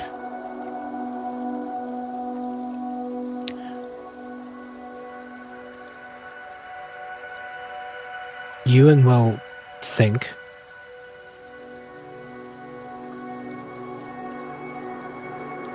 Perhaps she only wakens when she is needed. And the last time she was truly needed was to keep the Aether at bay. And the tears would have been the original seeds.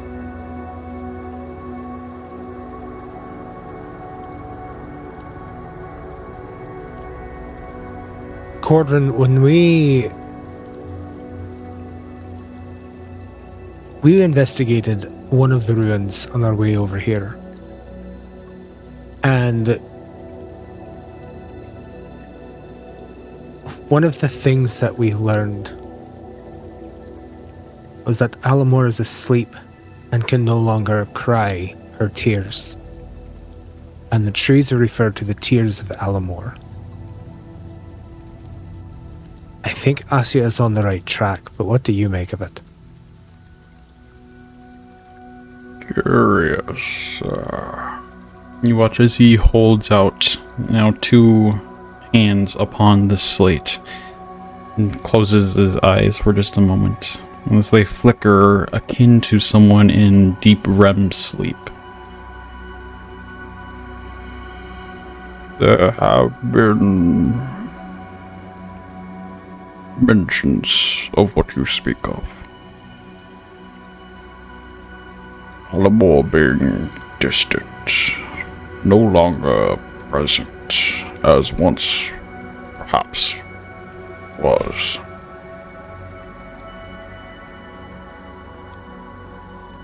The trees looks towards the location of the flameheart tree, and then over to Euan. Euan scratches his head, a little bit of moss falls out. We believe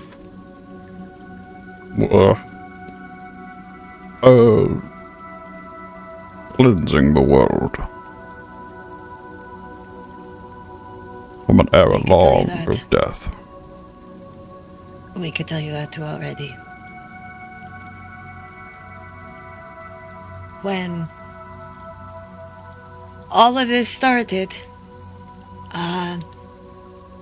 the ritual that was being performed, there was large amounts of death energy around us, and the the heartroot sapling. Well, let's just say it's a little bit bigger now because it kind of cleaned the area. Sapling has grown. And the sapling has grown. It is somewhere safe. No one will find it unless they're allowed to. Am I allowed Yes, to? I don't have permission to give to you. You can see a It is bit of a far squint from on his here. eyes. as far as I know.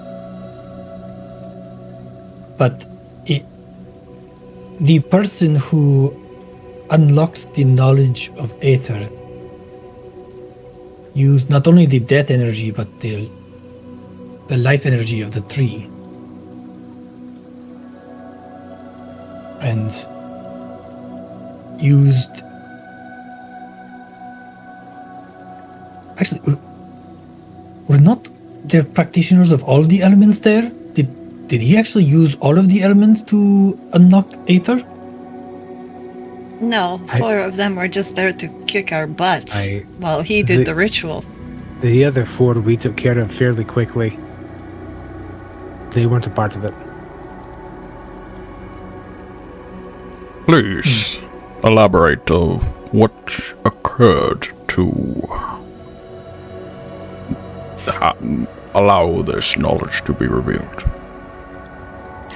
Rhukkarrak will go through a brief but thorough explanation of their fight in the arena. Interesting.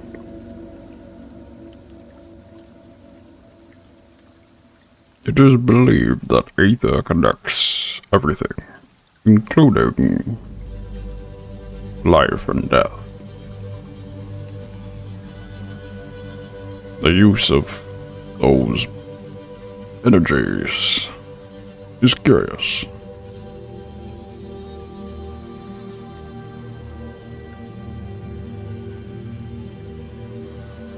When the ritual started, the death energy coalesced, and one of the creatures that was summoned was identical to the one that attacked my friends and I when we hit Mithendrill. Well before I started traveling with all of these, with the Motley Hue.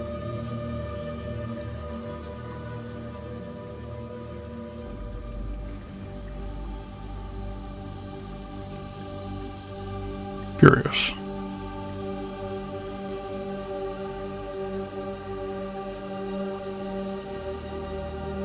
Rhukka, you said something about a map.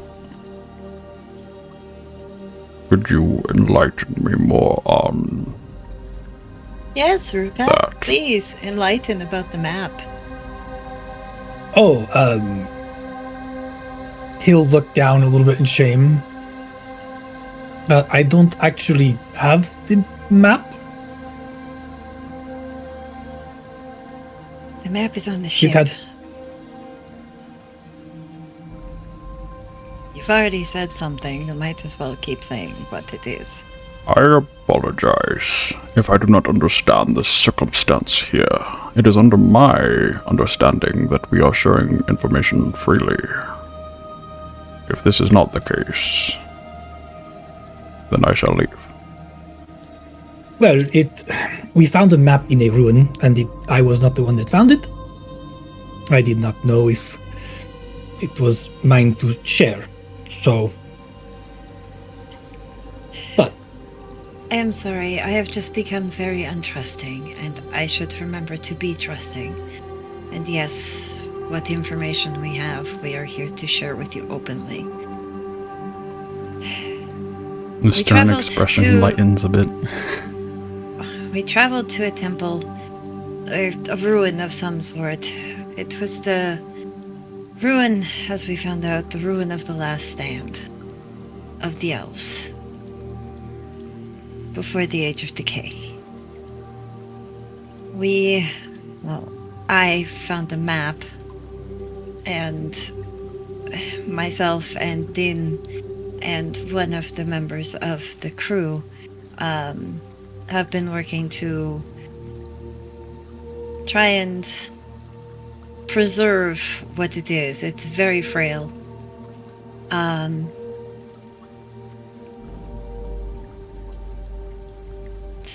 But it shows we've been able to match up maybe some points, but this world used to be a lot bigger. Whatever There's happened... also Go ahead, sorry. there's also some ancient script on there that I thought maybe you would know how to translate. Which is the reason why I thought of it. It is possible I know of ways to ascertain the meaning of ancient and lost words. Also, do you know anything about Kind Man? Or I am unaware of what you talk, kind man. Is this that wasn't it. new slur used by young generations? Do I get to bring up anything that I found out, Rhukka? Sorry, I... My goodness, it makes it sound like you're the one that spent months in the library looking all of this up. We were all there Deals when with he... devils. We were all there when he said what it was. But He anyway, said sorry, mankind. What he is was That human. makes more sense. Mankind. The humans of the yes. mankind. They're the ones that brought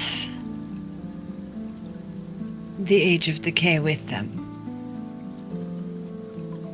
I know of references to this name, Euan. I know not much about it, however. Our knowledge is scarce on the topic.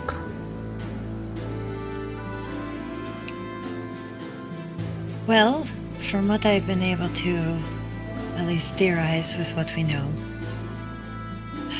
my guess is that it's not like at one point here there were 7 different races. My guess is that the celestial conduits that we were also looking into somehow link to planets with other races, creatures, beings. I don't know how to put it, but my only guess is that they came from wherever those elevators go to, and well, I know that they brought the death energies with them, the large amounts of it, but I also have a little bit of understanding that they came for the Aether. So, if this time somebody were to get to the Aether before we can, to judge whether it's worth the risk, whether we're ready this time, whether we're not ready this time, I don't know. But I think a big possibility that we have to remember is that with that might come these other, like humans, who brought a lot of destruction. I'll show you the map, but I'd have to get it off the ship. But what I was saying is, it's not just a big chunk missing from something that happened. There's, from what we can guess, there's a whole part of the continent that is gone. Landscapes completely changed because of whatever happened last time. Just gone.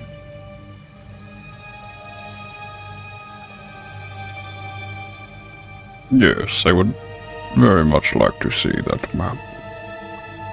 And I have heard tales of travelers above, those that walk the worlds.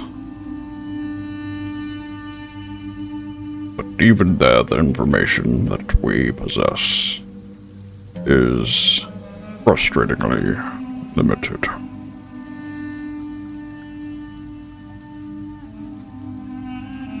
Well, I guess you're lucky that you ran into the Motley Hue. We're a pretty informed bunch. Yes. I'm just a bit possessive over handing it out, I'm sorry. Sorry, Ruka. I didn't mean to snap. It's just been a long time. A lot of months. And to get some of that last information, well, you know what I had to do. You can understand if I'm a little possessive at times. I'm sorry. It is fine. I just... We Cordrin should trust reminded me of Cordrin. ancient knowledge and ancient language, and then thinking of where we got the map made me think of... What was his name again? Some Greg. weird... Greg. Yes. Greg. Greg the human, yes. You met one. Not really.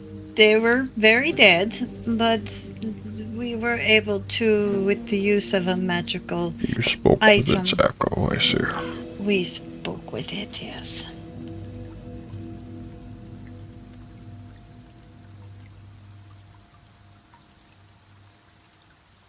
He just is Anyway, staring off in Cordrin, contemplation. You said that you had. Go ahead. It was supposed to be an exchange of questions. Did you have questions for us? I have been asking them and learning a lot. I do have more, however. Staring back towards Euan once more.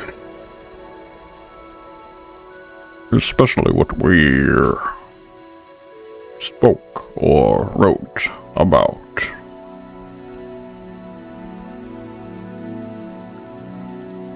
Your changes are apparent. He eyes Asja. What I saw that day still is baffling. And yet I Oh, think I understand we'll let it him more. explain that.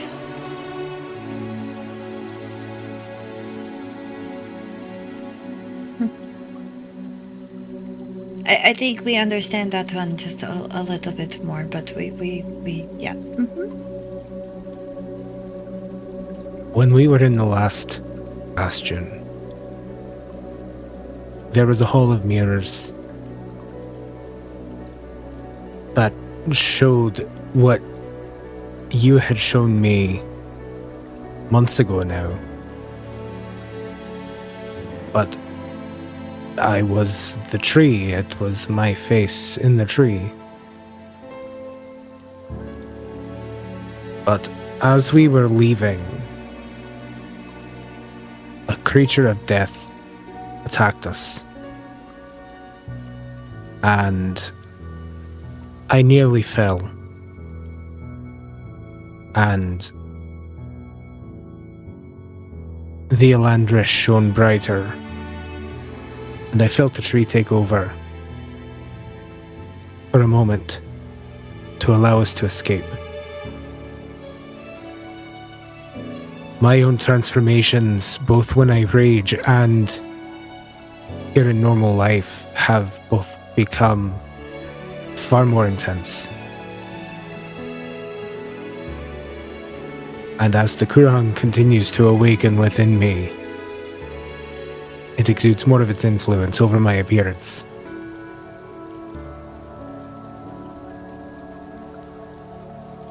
He just subtly nods and like, yeah, that all tracks. Perfectly logical thing from a tree person.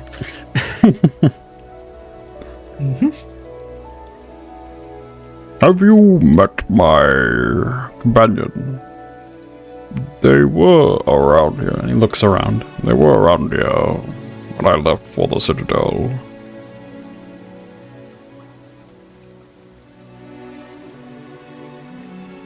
Not that I know of. No, sorry. I see. I'm sure they will show up soon. I brought along someone who is more versed in, well, things that regard the spiritual. I'm hoping that they can peer more into exactly what you are and how you are being affected by Just motions to you in general. You just pointed to all of me. Exactly. Exactly. As this becomes more apparent, Cordrin, I can feel the consciousnesses of the other trees. I can feel the Flameheart tree. It knows that I'm here and we've communicated briefly. But I can also feel the souls of more to the north.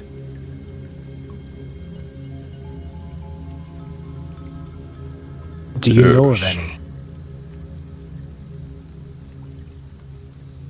He stays quiet for a moment, holding the slate in his hand once more. I do.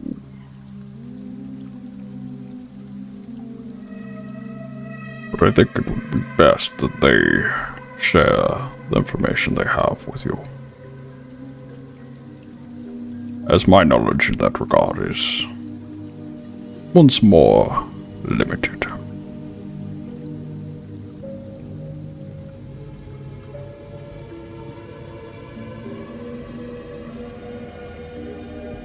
I'm sure they will show up shortly. And as Cordrin kind of looks around, almost like, where is this individual? We're going to pull away from the Hugh and Cordrin there and head across the city, just on the edge of what is considered Florignis in the Dryad's Vale. The Vale bustling with its nighttime activity. Creatures scurrying across the ground, across the canopy, some hunting, some being hunted. But life in general, teeming. As the rain slowly patters, breaks through even the thick canopy, the mist roiling across the ground floor. There is someone taking all this in. Rox, if you would like to describe who is taking all this in. Yes, absolutely. So, among the trees and the foliage, there's a figure that stands out. A bit over 8 feet tall, but looking shorter because of the stance they have assumed. A Thalgrin of skin as white as fresh snow stands with their knees slightly bent and arms raised at chest height, one palm facing up and one facing down. Even though it may seem like they are standing completely still, they're actually moving incredibly slow, shifting the weight from one foot to the other and inverting the orientation of their palms as they also circle their hips around. Red marks across their fair skin tense and accentuate the tension of their muscles and almost blend their body with the color of the flame-like leaves in the background. They're wearing blue pants that are loose around their legs and a vest of a similar color made of a strong fabric that is still soft enough to flow, and pieces of ancient but still intact Khazduran armor take up space around their shoulders and chest, and the entire getup is adorned with a grave Zorek spotted pelt and a hat that's made of the same material. Their eyes are closed, with one eyebrow cocked, and their senses are heightened as they breathe really slowly, and they take everything in this scene that they are unfamiliar with. The entire sense of the forest just like bursting with life, and they are just kind of like inhabiting the forest as one of its creatures, maybe one of its rocks even. And for them, everything else right now is irrelevant. They just like breathe in and out, and that's all they're doing, like feeling every muscle just like tense, and just like the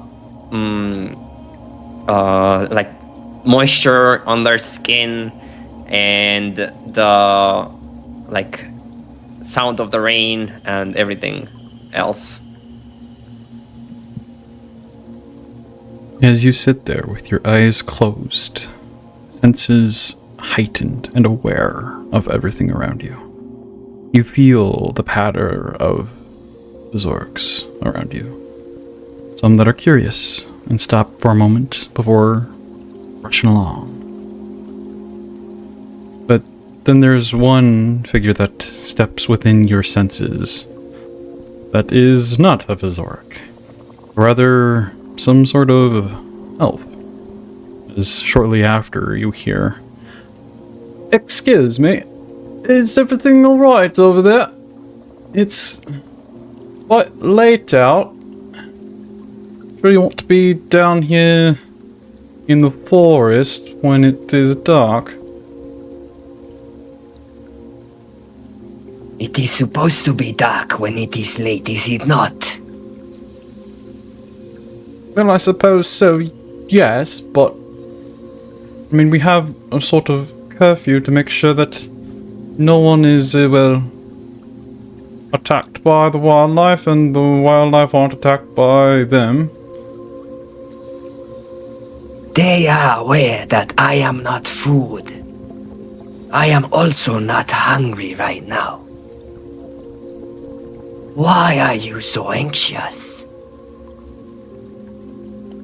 Just trying to do my job. If you could You just have a name, don't you? names, I don't see why that matters. I just need you to come back into the city a bit, and maybe you can meditate there. What if I'm taking the city out with me? It's a long pause.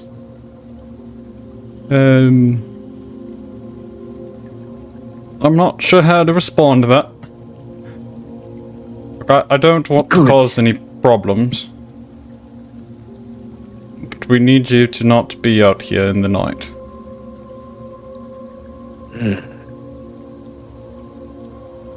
Have you seen dryads before?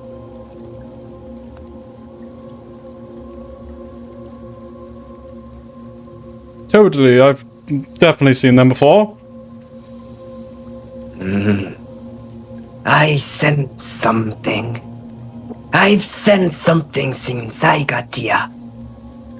Perhaps it's them.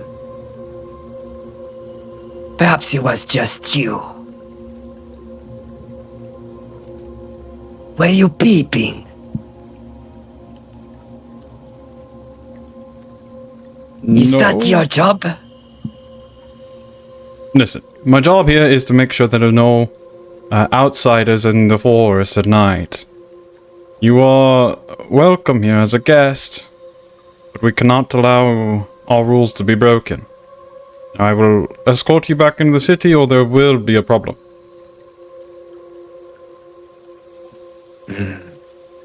Well, you've said that you don't want any problem. So, yes, I will walk with you then. You're anxious. I feel it. You shouldn't be. It's okay.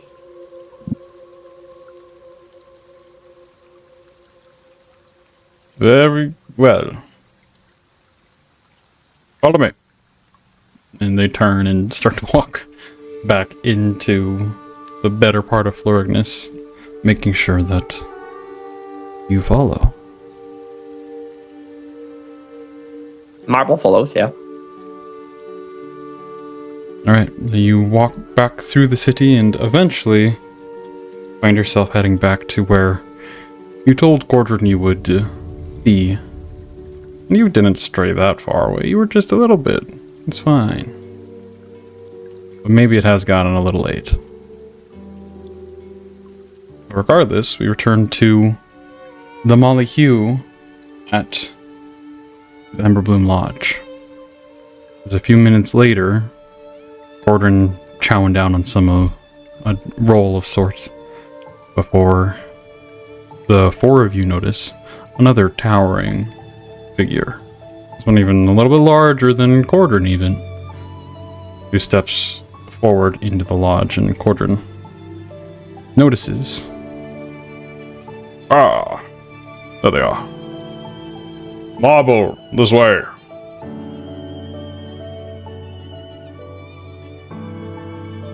Okay, Marble makes their way to the table and kind of like looks around and just like for now kind of like bends their legs to be at the same height as everyone else before eventually like pulling a bench over or something like that. Maybe even like a rock. Yep. This is the companion I was telling you about. The name is Marble. This is the molecule Marble. We spoke large about this one. Motioning towards Euan once again. The smelly one, yes. Very musky. Hey, no, it's not been that long since I've had a bath. I guess it has been a few months, and the stone keeps the water off. I didn't want to say anything. This is why we do use the hot springs later.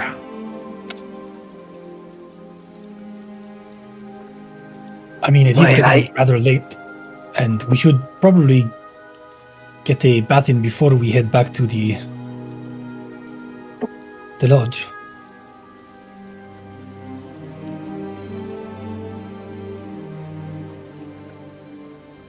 That comes later. First comes Cordran's companion. Yes. They call me Marble. It's a pleasure. You must be Asja.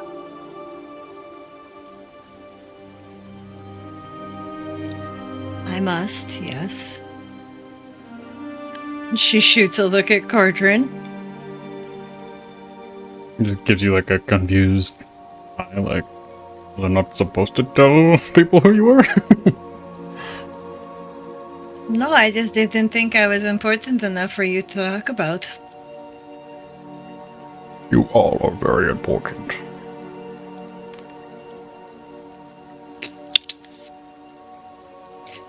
Well, I am Rhukkarrak. You are Rhukkarrak. Yes, you are. Yes, I am. That's what I said. Yes, so why are you hiding?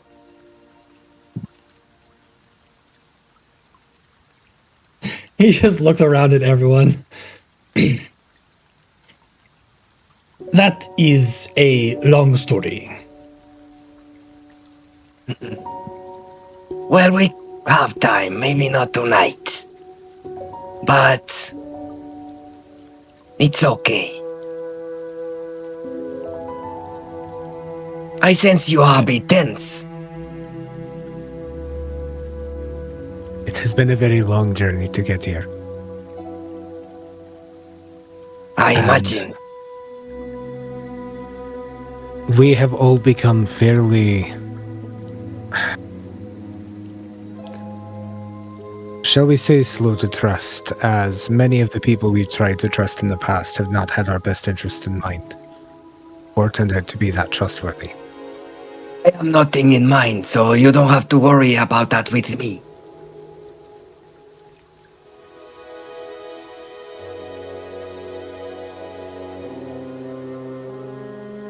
You have nothing in mind? Not really. Right now, I was thinking that it has been a long journey, yes, but it doesn't feel like it's over. More feels like the actual beginning of it.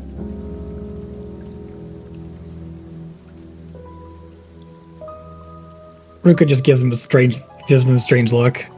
Like, okay.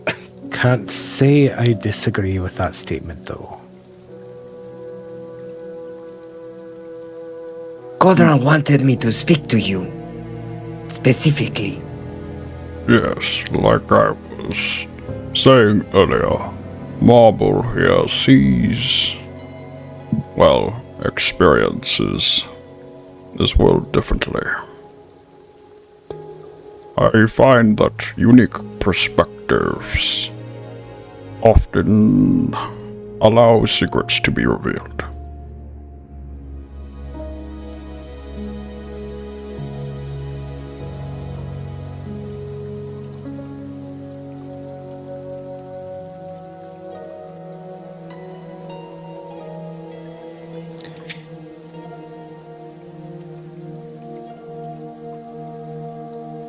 It is When you getting late, look though. at... I'm just curious if you, Marble, see things differently and you could tell that this is a disguise. What do you see when you look at me? Well, I sense that you are tense. I can sense the claws scraping with the leather, the scales, rough. You rub. It rubs against your garments. You wrestle with yourself. Why? I was just curious, actually. And he's just gonna go ahead and change this form. Gasp, no. Yes, Cordrin, I am not. I forgot to change my voice. Yes, Cordrin, I am actually not an orc. I am a Drakthir a frost Drakthir from the north. I suspected there was more to your visage. I knew not the entirety of it. Well, I am. Like I said, it is a long story that we don't really have time for right now. It is getting late. We'll be in town for a few days, and we can discuss it if you'd like. But I am probably going to continue to go around in town as an orc because, well, those who know me here know me as that. It is easier.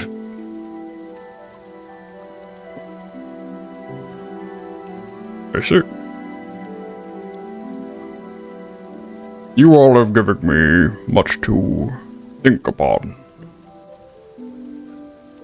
There is still more questions, and I'm sure questions on your end as well that can be answered. But it is late, and I must dwell with what we've spoken of thus far. I will be retiring now. He stands up and goes over to one of the trees that has a winding kind of staircase up it, made out of the living wood here. Kind of just marches up without much other words of goodbye.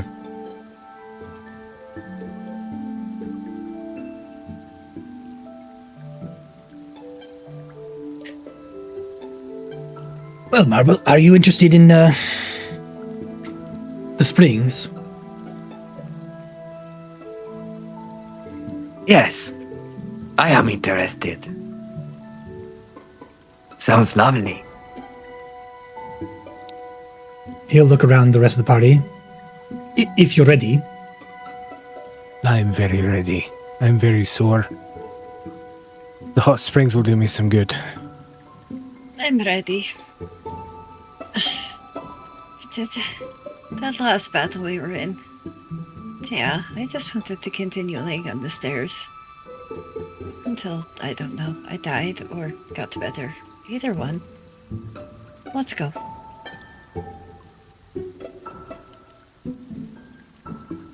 You all stand up and head just about 100 or so feet away to a little bit of a pondish here, a natural kind of hot springs that exudes a bit of steam that riles and wreathes from blanketing the surrounding area in this mist.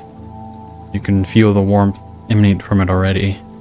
Definitely not going to be for the faint of heart, but not boiling water either in this colder season.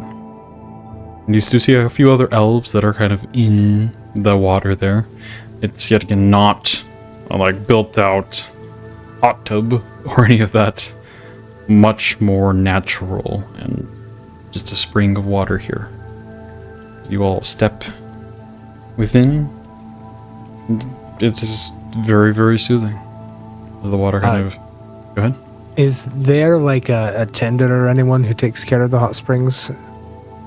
Yes, there are people, elves, that are taking care of like the general lodge area here. See some of them. You would just inquire as to if they have any like medicinal herbs for the springs to put around himself as he turns into Euan soup. They oblige and produce some herbs that could help.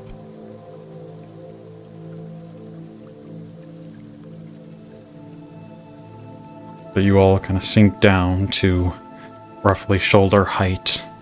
Just allow the warm, steaming water to wash away a lot of the bruises, the soreness, all the buildup of exhaustion and weathering that you have faced past 2-ish weeks coming from Valtari to Florignis. It's been a journey, but now you're here. And the city so far has been very, well, different than Valtari. But a good difference. We'll just sit around and take in the heat. Asja will pull out Rupert and put him on the edge of the pool. Just start, like, dancing around rocks, eventually splashing into the water a little bit.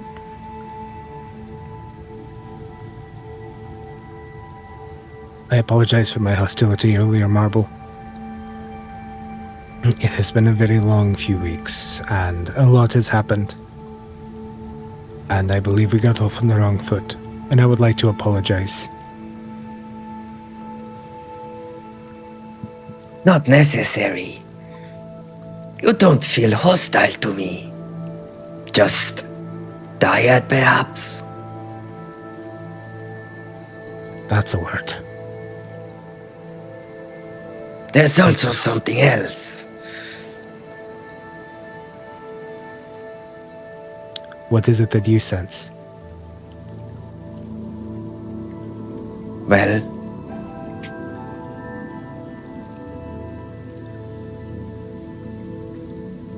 you said it was a long journey, did you not?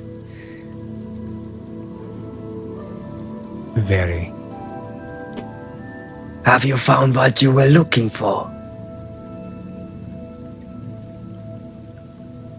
Not yet. But you've lost some things, haven't you?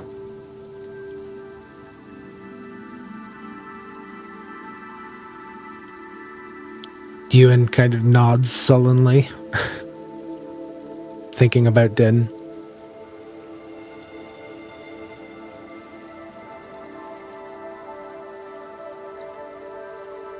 Seems like your mind is always somewhere else.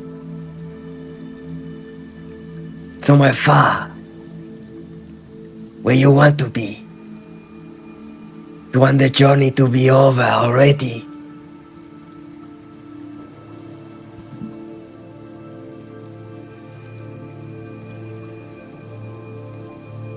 Euan doesn't quite know how to take this person reading him like an open book.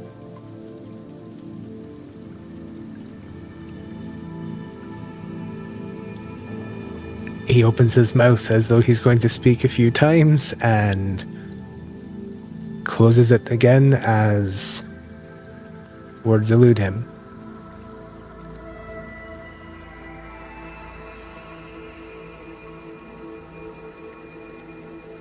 And then he just sinks further down into the hot springs, hoping not to take root.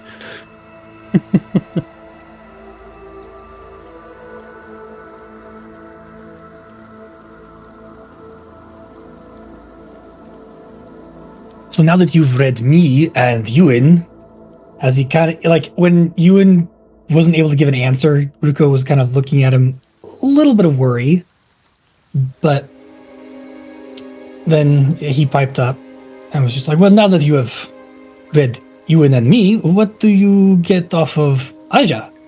He says, a little bit mischievously. I would have to consent to that one first. And I don't consent to anybody looking into my soul just yet, thank you. No offense, Marble, but I think for some of the secrets that lay within me, I'd like to keep them secret. None taken. I don't mean to pry. I'm just here to talk. That's what Kodran wanted. Now that I'm here, I know why. I sense this is important.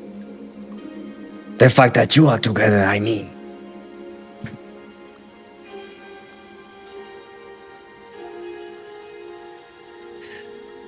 So if you were able to read, well,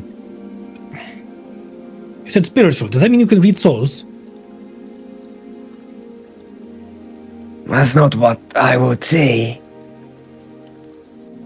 It's just people all seem to be obsessed with things that are no longer here or will be. I'm just here.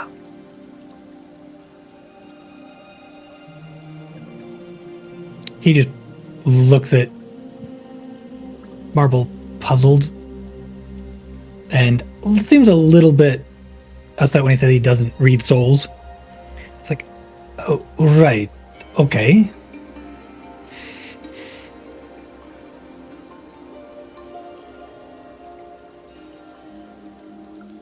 You are from the north, right? Yes. Have you been to the Twilight Reach? No, the closest I ever got to it was Fenborough.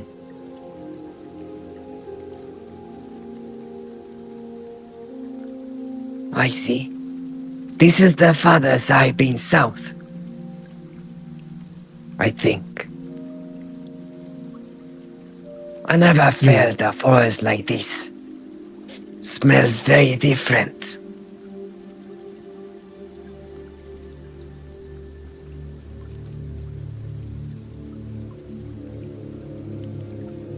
What do This you is mean the by furthest I've ever been in my life. There we go.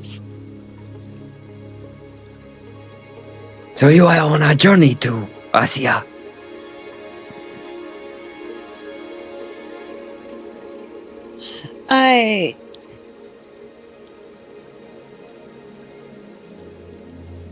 I have many tasks and a few burdens that I must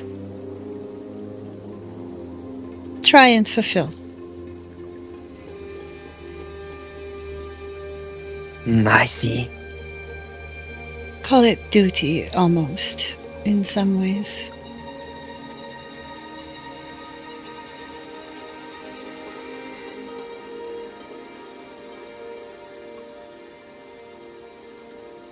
A duty to collect secrets, I see.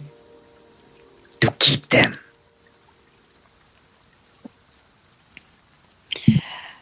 Some secrets are not meant to be shared as publicly anything. There's a reason why some secrets are secrets. And some secrets will be revealed to people as trust and bonds grow larger. It's okay. I'm not one to keep secrets or know any, I think. More interested in watching you collect them. Feel them come to life through you. They'll change you one way or the other.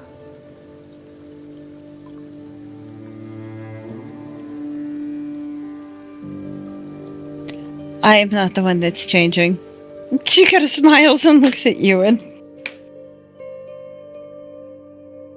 Euan, That's who's my in dad. the water like a crocodile with just the top of his snoot, his eyes and his horns and quills up above the water right now.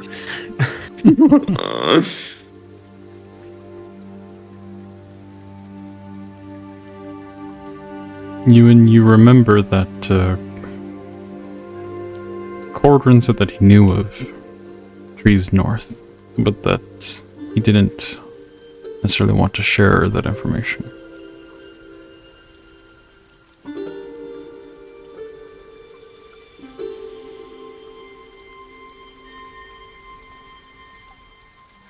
After a moment, he'll resurface.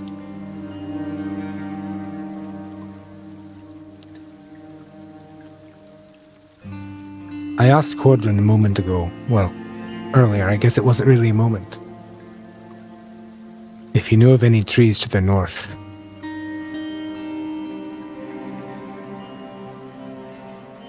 He didn't give me an answer, so I would ask you the same.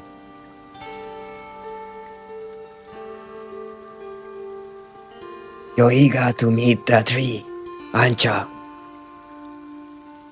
Why not the tree inside yourself? I think the tree inside of myself and I have started to become quite well acquainted.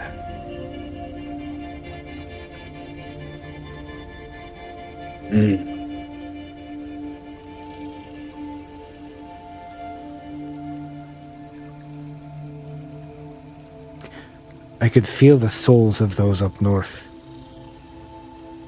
And I don't know how many there are, where they might be. But I know that it is my duty to find them. That is a privilege that not even I possess.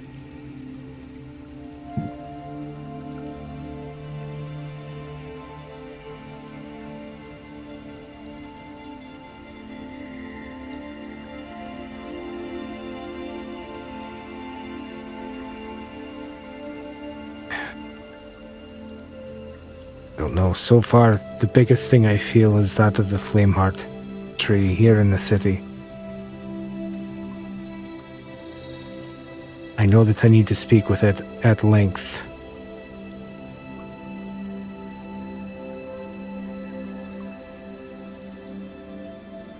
I think it will do you good. Maybe you should also listen.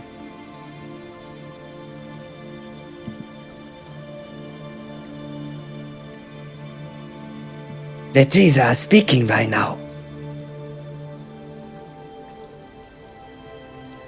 Not just how roots are important, they're just a part.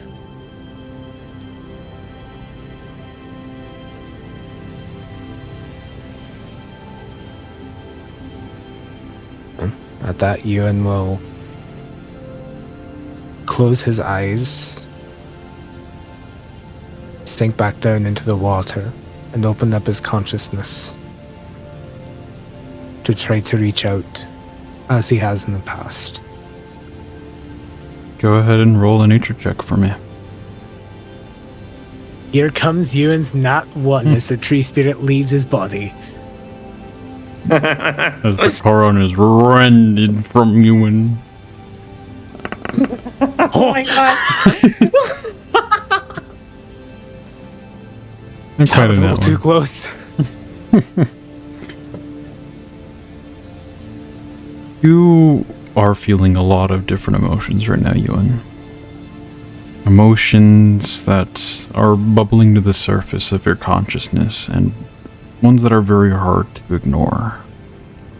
Distant memories of Florignis, of living here, of the people you met, people who left with you, the grief that you still feel to this day about losing them, and the hesitancy about greeting those that knew them best. That on top of now Din leaving, and this newcomer who feels like they can read you better than you can yourself. It's a lot that just is hard to ignore.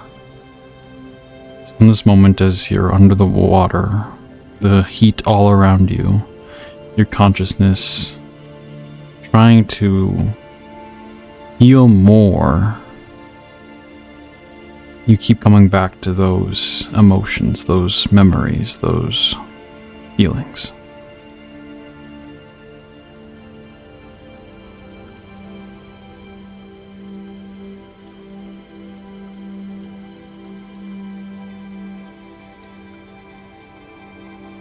I think after trying for a little bit, Euan would grimace.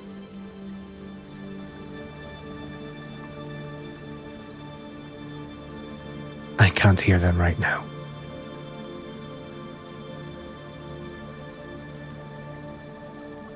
Listening is hard, especially to those voices that are the most quiet. But it's important to try.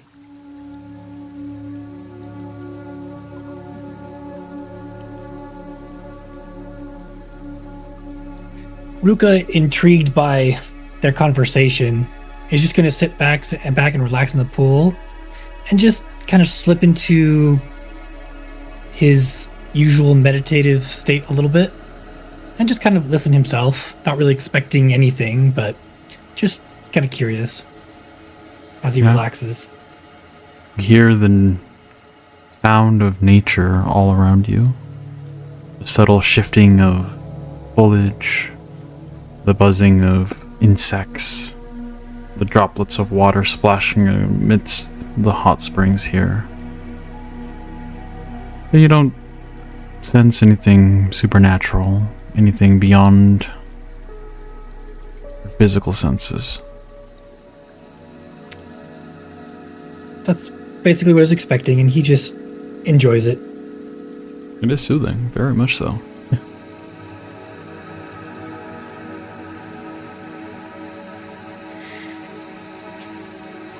Until the rest of the party decides that it's time to go.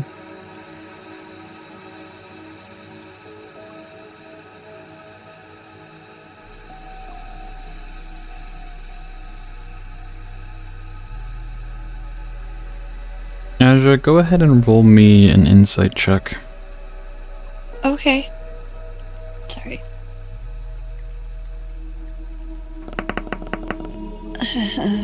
14. 14. As you've been sitting there listening to the conversation and enjoying the relaxation, the soothing feeling that is just a relief, you've kept your untrusting eyes on Marble and their, well, strangeness, the best way to put it. You don't get a sense that there's malice or ill intent within them, but they're just weird, for lack of a better word. As you can sense that they, like, you can tell quite easily that they are blind. They do not rely on optical senses from any standpoint, and that's very clear with how they see, or better word, sense the world around them. And it's, well, kind of strange, but you don't sense any aggression in their oddness, I'll say.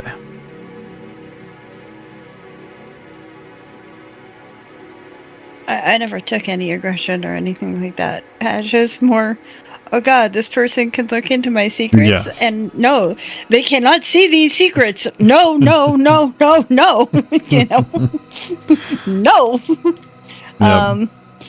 She's kind of having a little internal because she knows that she's also a blabbermouth. So get her in the right mood, she'll just talk away.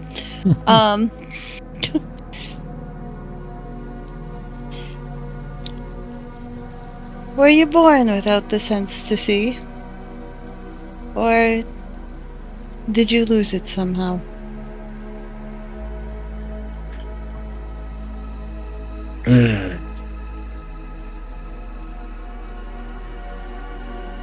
I never knew anything else but this. It's always been like that. I've never known what the future or the past is like. I always wondered, but it's just not for me to know, it seems.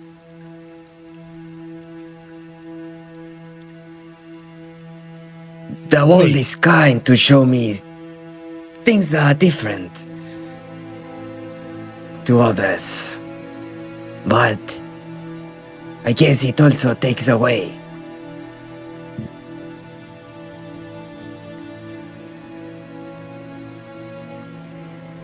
Wait, weren't we just discussing how Marble can see more? What do you mean without Marble senses things. Marble does gonna not see things. Marble senses things. That's how Marble gets around in the world, I'm assuming, is by sensing the world around them. I cannot see the world. I can only feel it.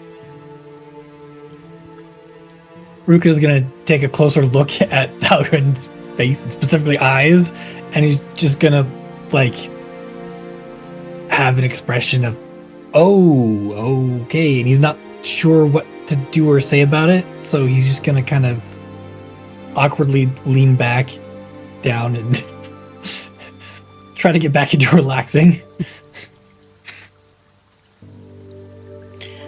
I have read old journals about stories of people that were able to adapt when they have lost the sense, in sort of the way that Marble has.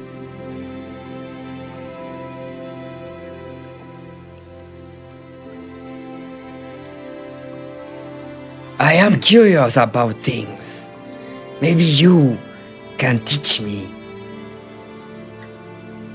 People talk about beauty a lot. But what is it really?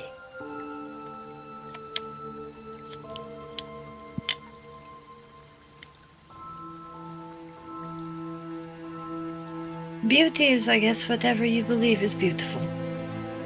And no one can ever take that one away from you.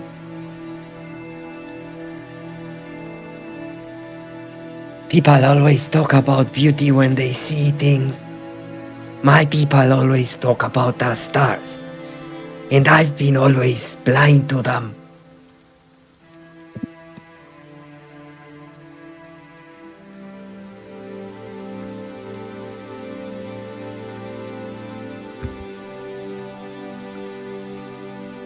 And beauty, I think it's something that when you see it, it brings you happiness. And so while you cannot experience beauty the same way we do, I'm sure that there are beauties that you can enjoy that we cannot.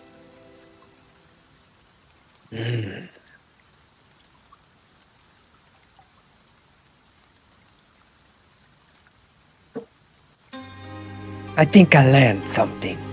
Thank you.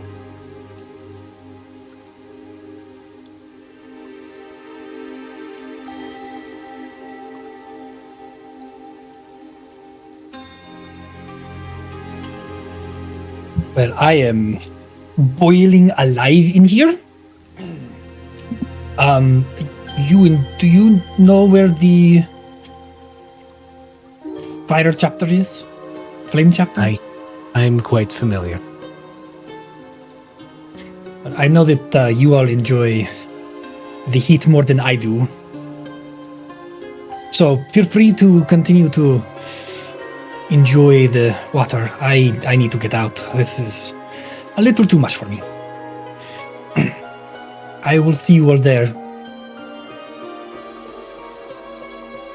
And he'll go and head off and get ready for bed. Do his usual meditations and then go to sleep. As Rhukkarrak departs, leaving the three of you there, still enjoying the soothing comfort that this nature provides. Marble, you're the first to notice. But Euan, you notice this as well, even with your clouded thoughts at the moment. You both feel a presence. Strong, vibrant. Something not physical. And it approaches, staying within about 10-ish feet away from the edge of the water here. The two of you sense this. Some sort of being, of, for lack of a better word, pure life energy. Would I be able to identify it as one of the dryads? Go ahead and roll a nature check for me.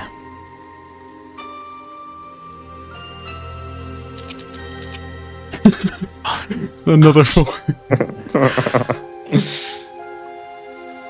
You are not sure. If you had to guess, it would seem likely. But you don't know. The memory that you have of encountering these spirits before is veiled in exhaustion and the point where you more or less blacked out as soon as you reached the Dryad's Veil. And when you awoke, you were tended to in the hearth home. You don't really remember this, but there is a tinge of familiarity. But it stays there for a brief moment. Almost as if watching. If it is there long enough and Euan can sense presence long enough, Euan will druid craft another Quran blossom and move towards the edge of the water where he's feeling that presence and place it as far forward as he can so it's not right at the edge of the water. Place it as an offering of peace and thanks.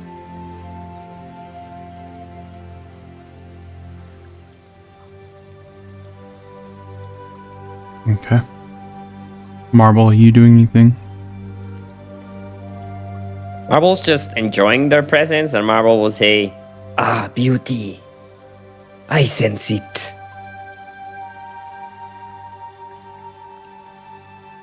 And we'll go back over to Asja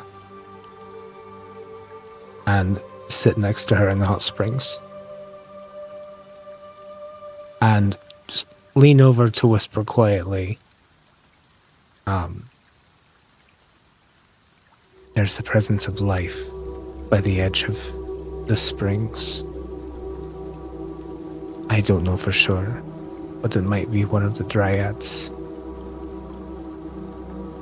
Just thought you would like to know. You watch, as you say, there's a spirit, a strong spirit of like life type deal. You see the color drain from Asja's face, as she knows that there is still one more person that probably wants to talk to her about this whole sword ordeal. And then when you say the druid, the color kind of comes back to her cheeks a little bit. How to accidentally word something the worst possible way. You're about to get in trouble. Enjoy your bath. Bye. Oh. Why don't they show themselves? Is that not how it's done? Not that I know of. Oh. The feeling is familiar through exhaustion and grief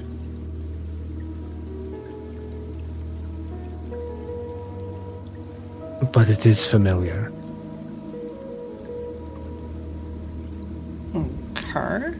Asja, you stare off towards where Euan placed this druid-crafted flower. You watch as it just kind of subtly shifts. A little bit of the breeze, the rain catching the petals. And from about 5 feet away from it, a tree stands and begins to glow from the actual tree. And a fissure seems to grow as a humanoid-esque hand reaches out, writhed in flame and root, and picks up the flower as a face follows behind. No mouth, no features other than two bright, vibrant green eyes that stare towards the lot of you. And in that stare, Smile and wave. you all feel an emotion. Yet again, not through words, but this overwhelming understanding of welcome. We're watching as the hand pulls the flower into the tree trunk there, the face along with it, as the light suffuses and dims, just leaving the tree unmarred.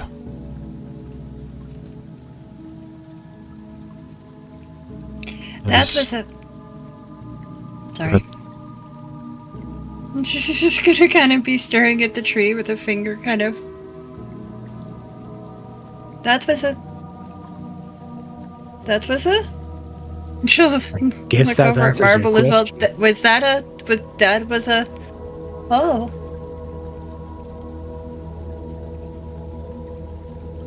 Huh. Interesting. Euan and Marble, you feel the presence fade.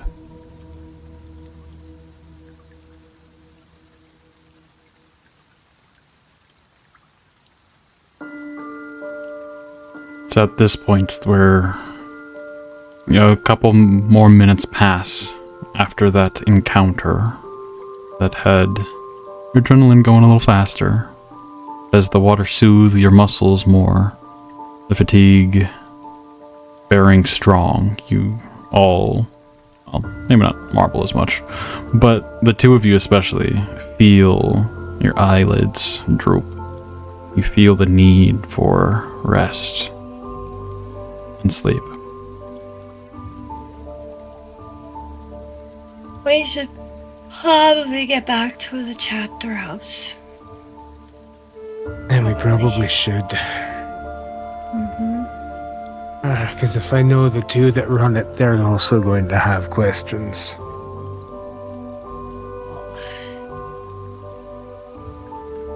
Questions. Always questions. Always questions. Euan's kind I'm of assuming dozing you're off, staying kind with of. Cordrin. Marble. I think so, yes. Well, I hope I know. you don't mind if I stick around for a bit. Interesting things seem to happen around you.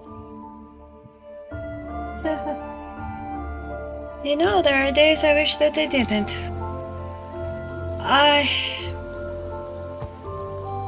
I don't speak for everyone, but we have a few things that we need to do tomorrow, but I am sure we could meet up tomorrow. After lunch?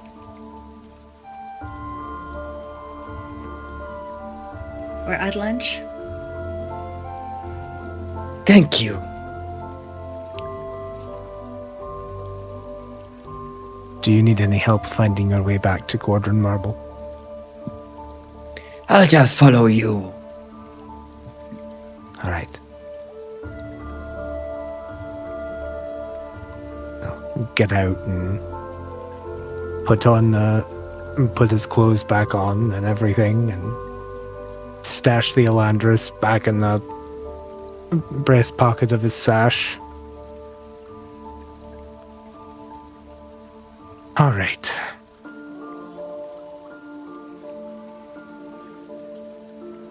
And as we all leave, we'll take Marble over towards the same stairwell that Cordrin went up.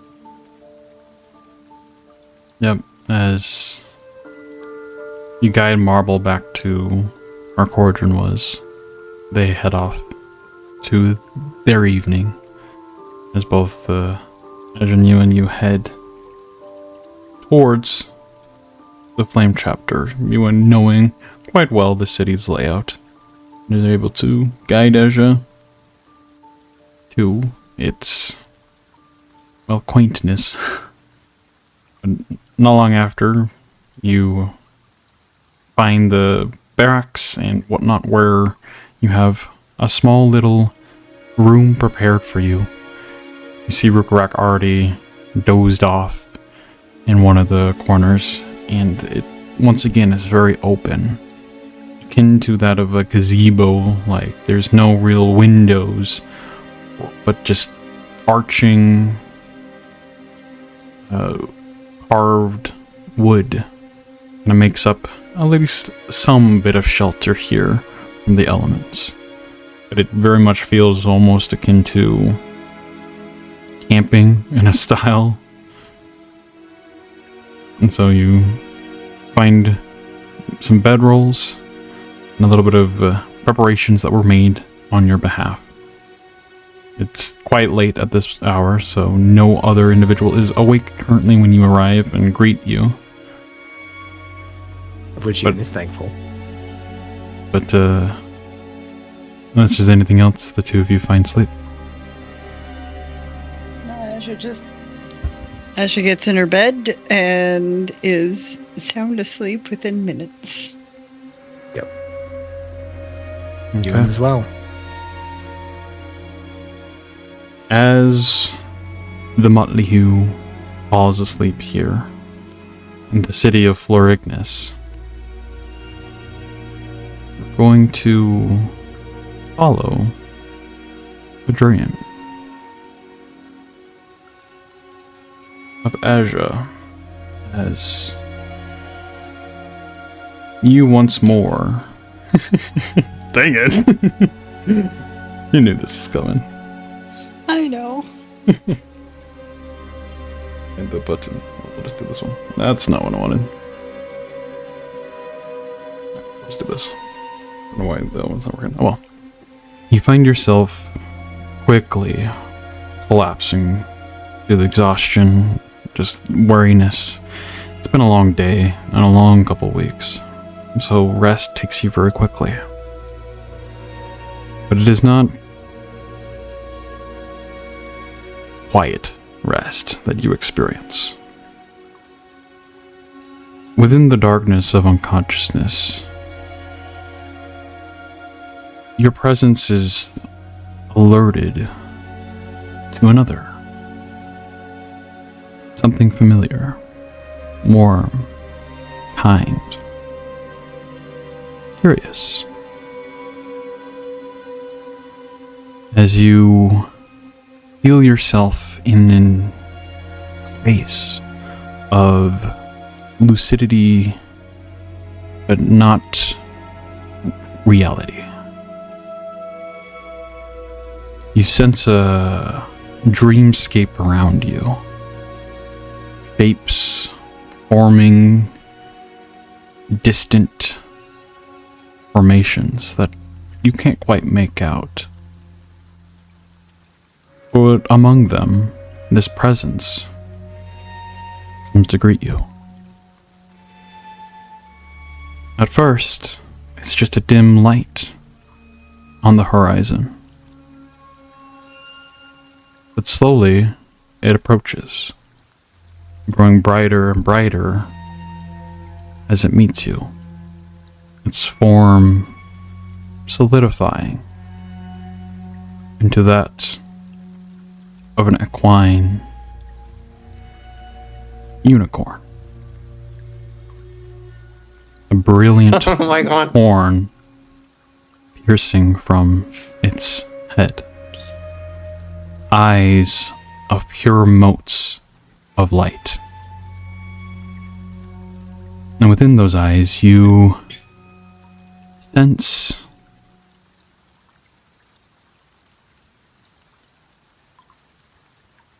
fear.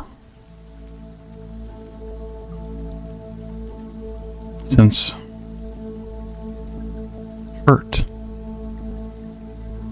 Confusion. An attempt at understanding. As you notice here in this dreamscape, a sword clings to your back.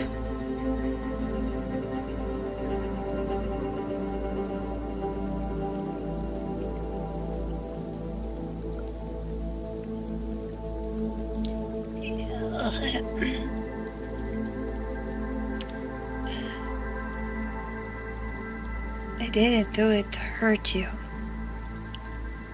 I did it to get the information that I needed. If you haven't happened to notice, you're not exactly forthcoming in what I'm supposed to be doing or learning about.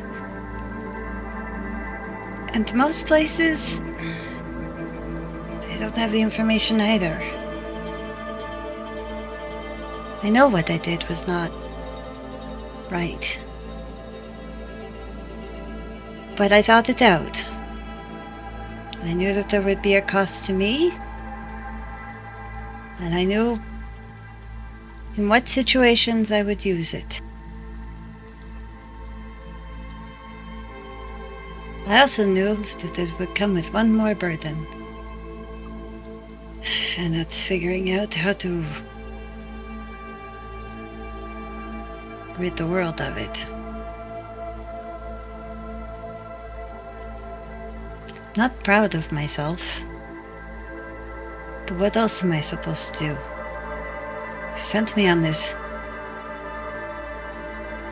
I don't even know what I'm supposed to be. Am I supposed to be finding more people like the shaman? Shamaness? I'm assuming to you I can talk about it. Is that who I'm supposed to find? The form starts to circle you, trotting along the mist and the dreamscape. Eyes trained upon you, still showing concern. From those eyes, you get a feeling of mystery, of confusion, of unknowing. You sense that this being does not know exactly what is happening. That they sense there's great disturbances within existence. And they too are attempting to uncover what it all means. And through you, they can do so. Okay. So I guess we both have to figure out, well, I'll feed you the information, but if Gordon is right and the Aether is the glue that binds everything together, the power to create things or destroy things, to shape it however you want. Aren't these powers more like Alamor, Lunar, and the rest of them?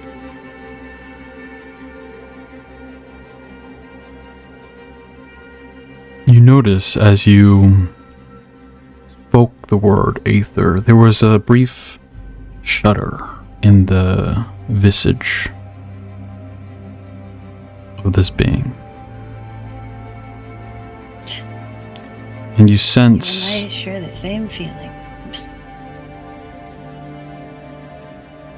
knowledge and history behind that.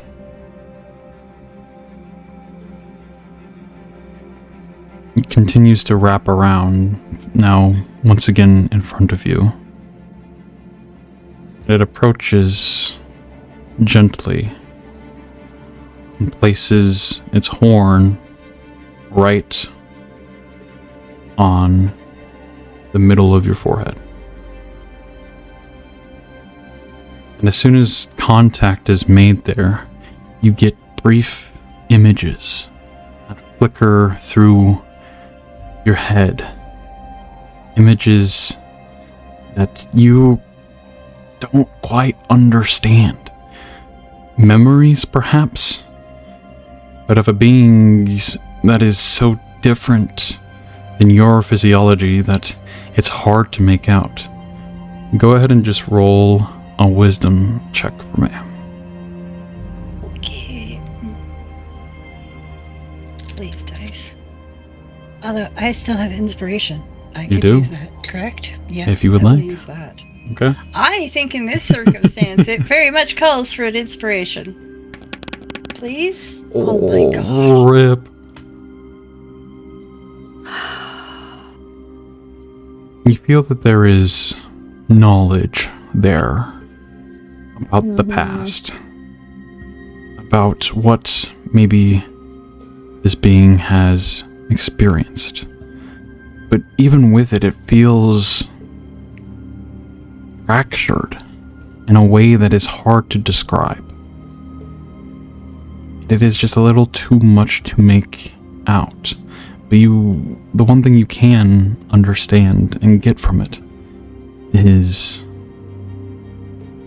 this being has been around for a long time. Longer than you initially might have believed. Okay. Perhaps akin to the Paragon you met, in age-wise. But being pulls away, seeing your confusion and your mind not able to really grasp the difference in experience and those memories. And the eyes show a little bit of defeat, of more or less, I knew this might happen. And almost look of apologetic, like they wish they could do more.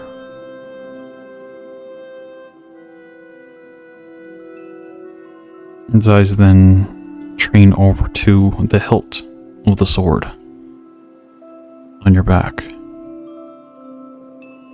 And it slowly backs away from it.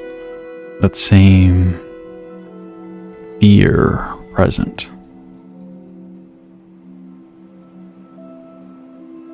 Before it turns its head and slowly returns back to just a mote on the horizon. As the dreamscape around you pulls in towards yourself, leaving you with a blank slate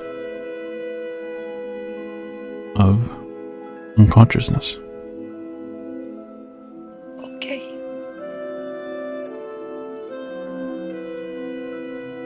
And eventually, the Molyneux wakes up.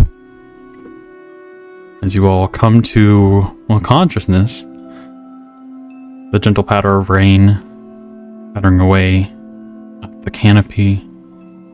The city of Florignis lies before you.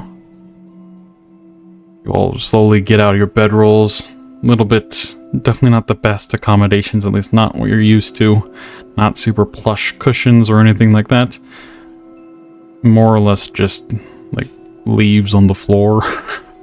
More or less what your bedding was. Asja, you're more used to it. And Euan, you spent some time here, but Rhukkarrak, you remember not liking their bedding situation here.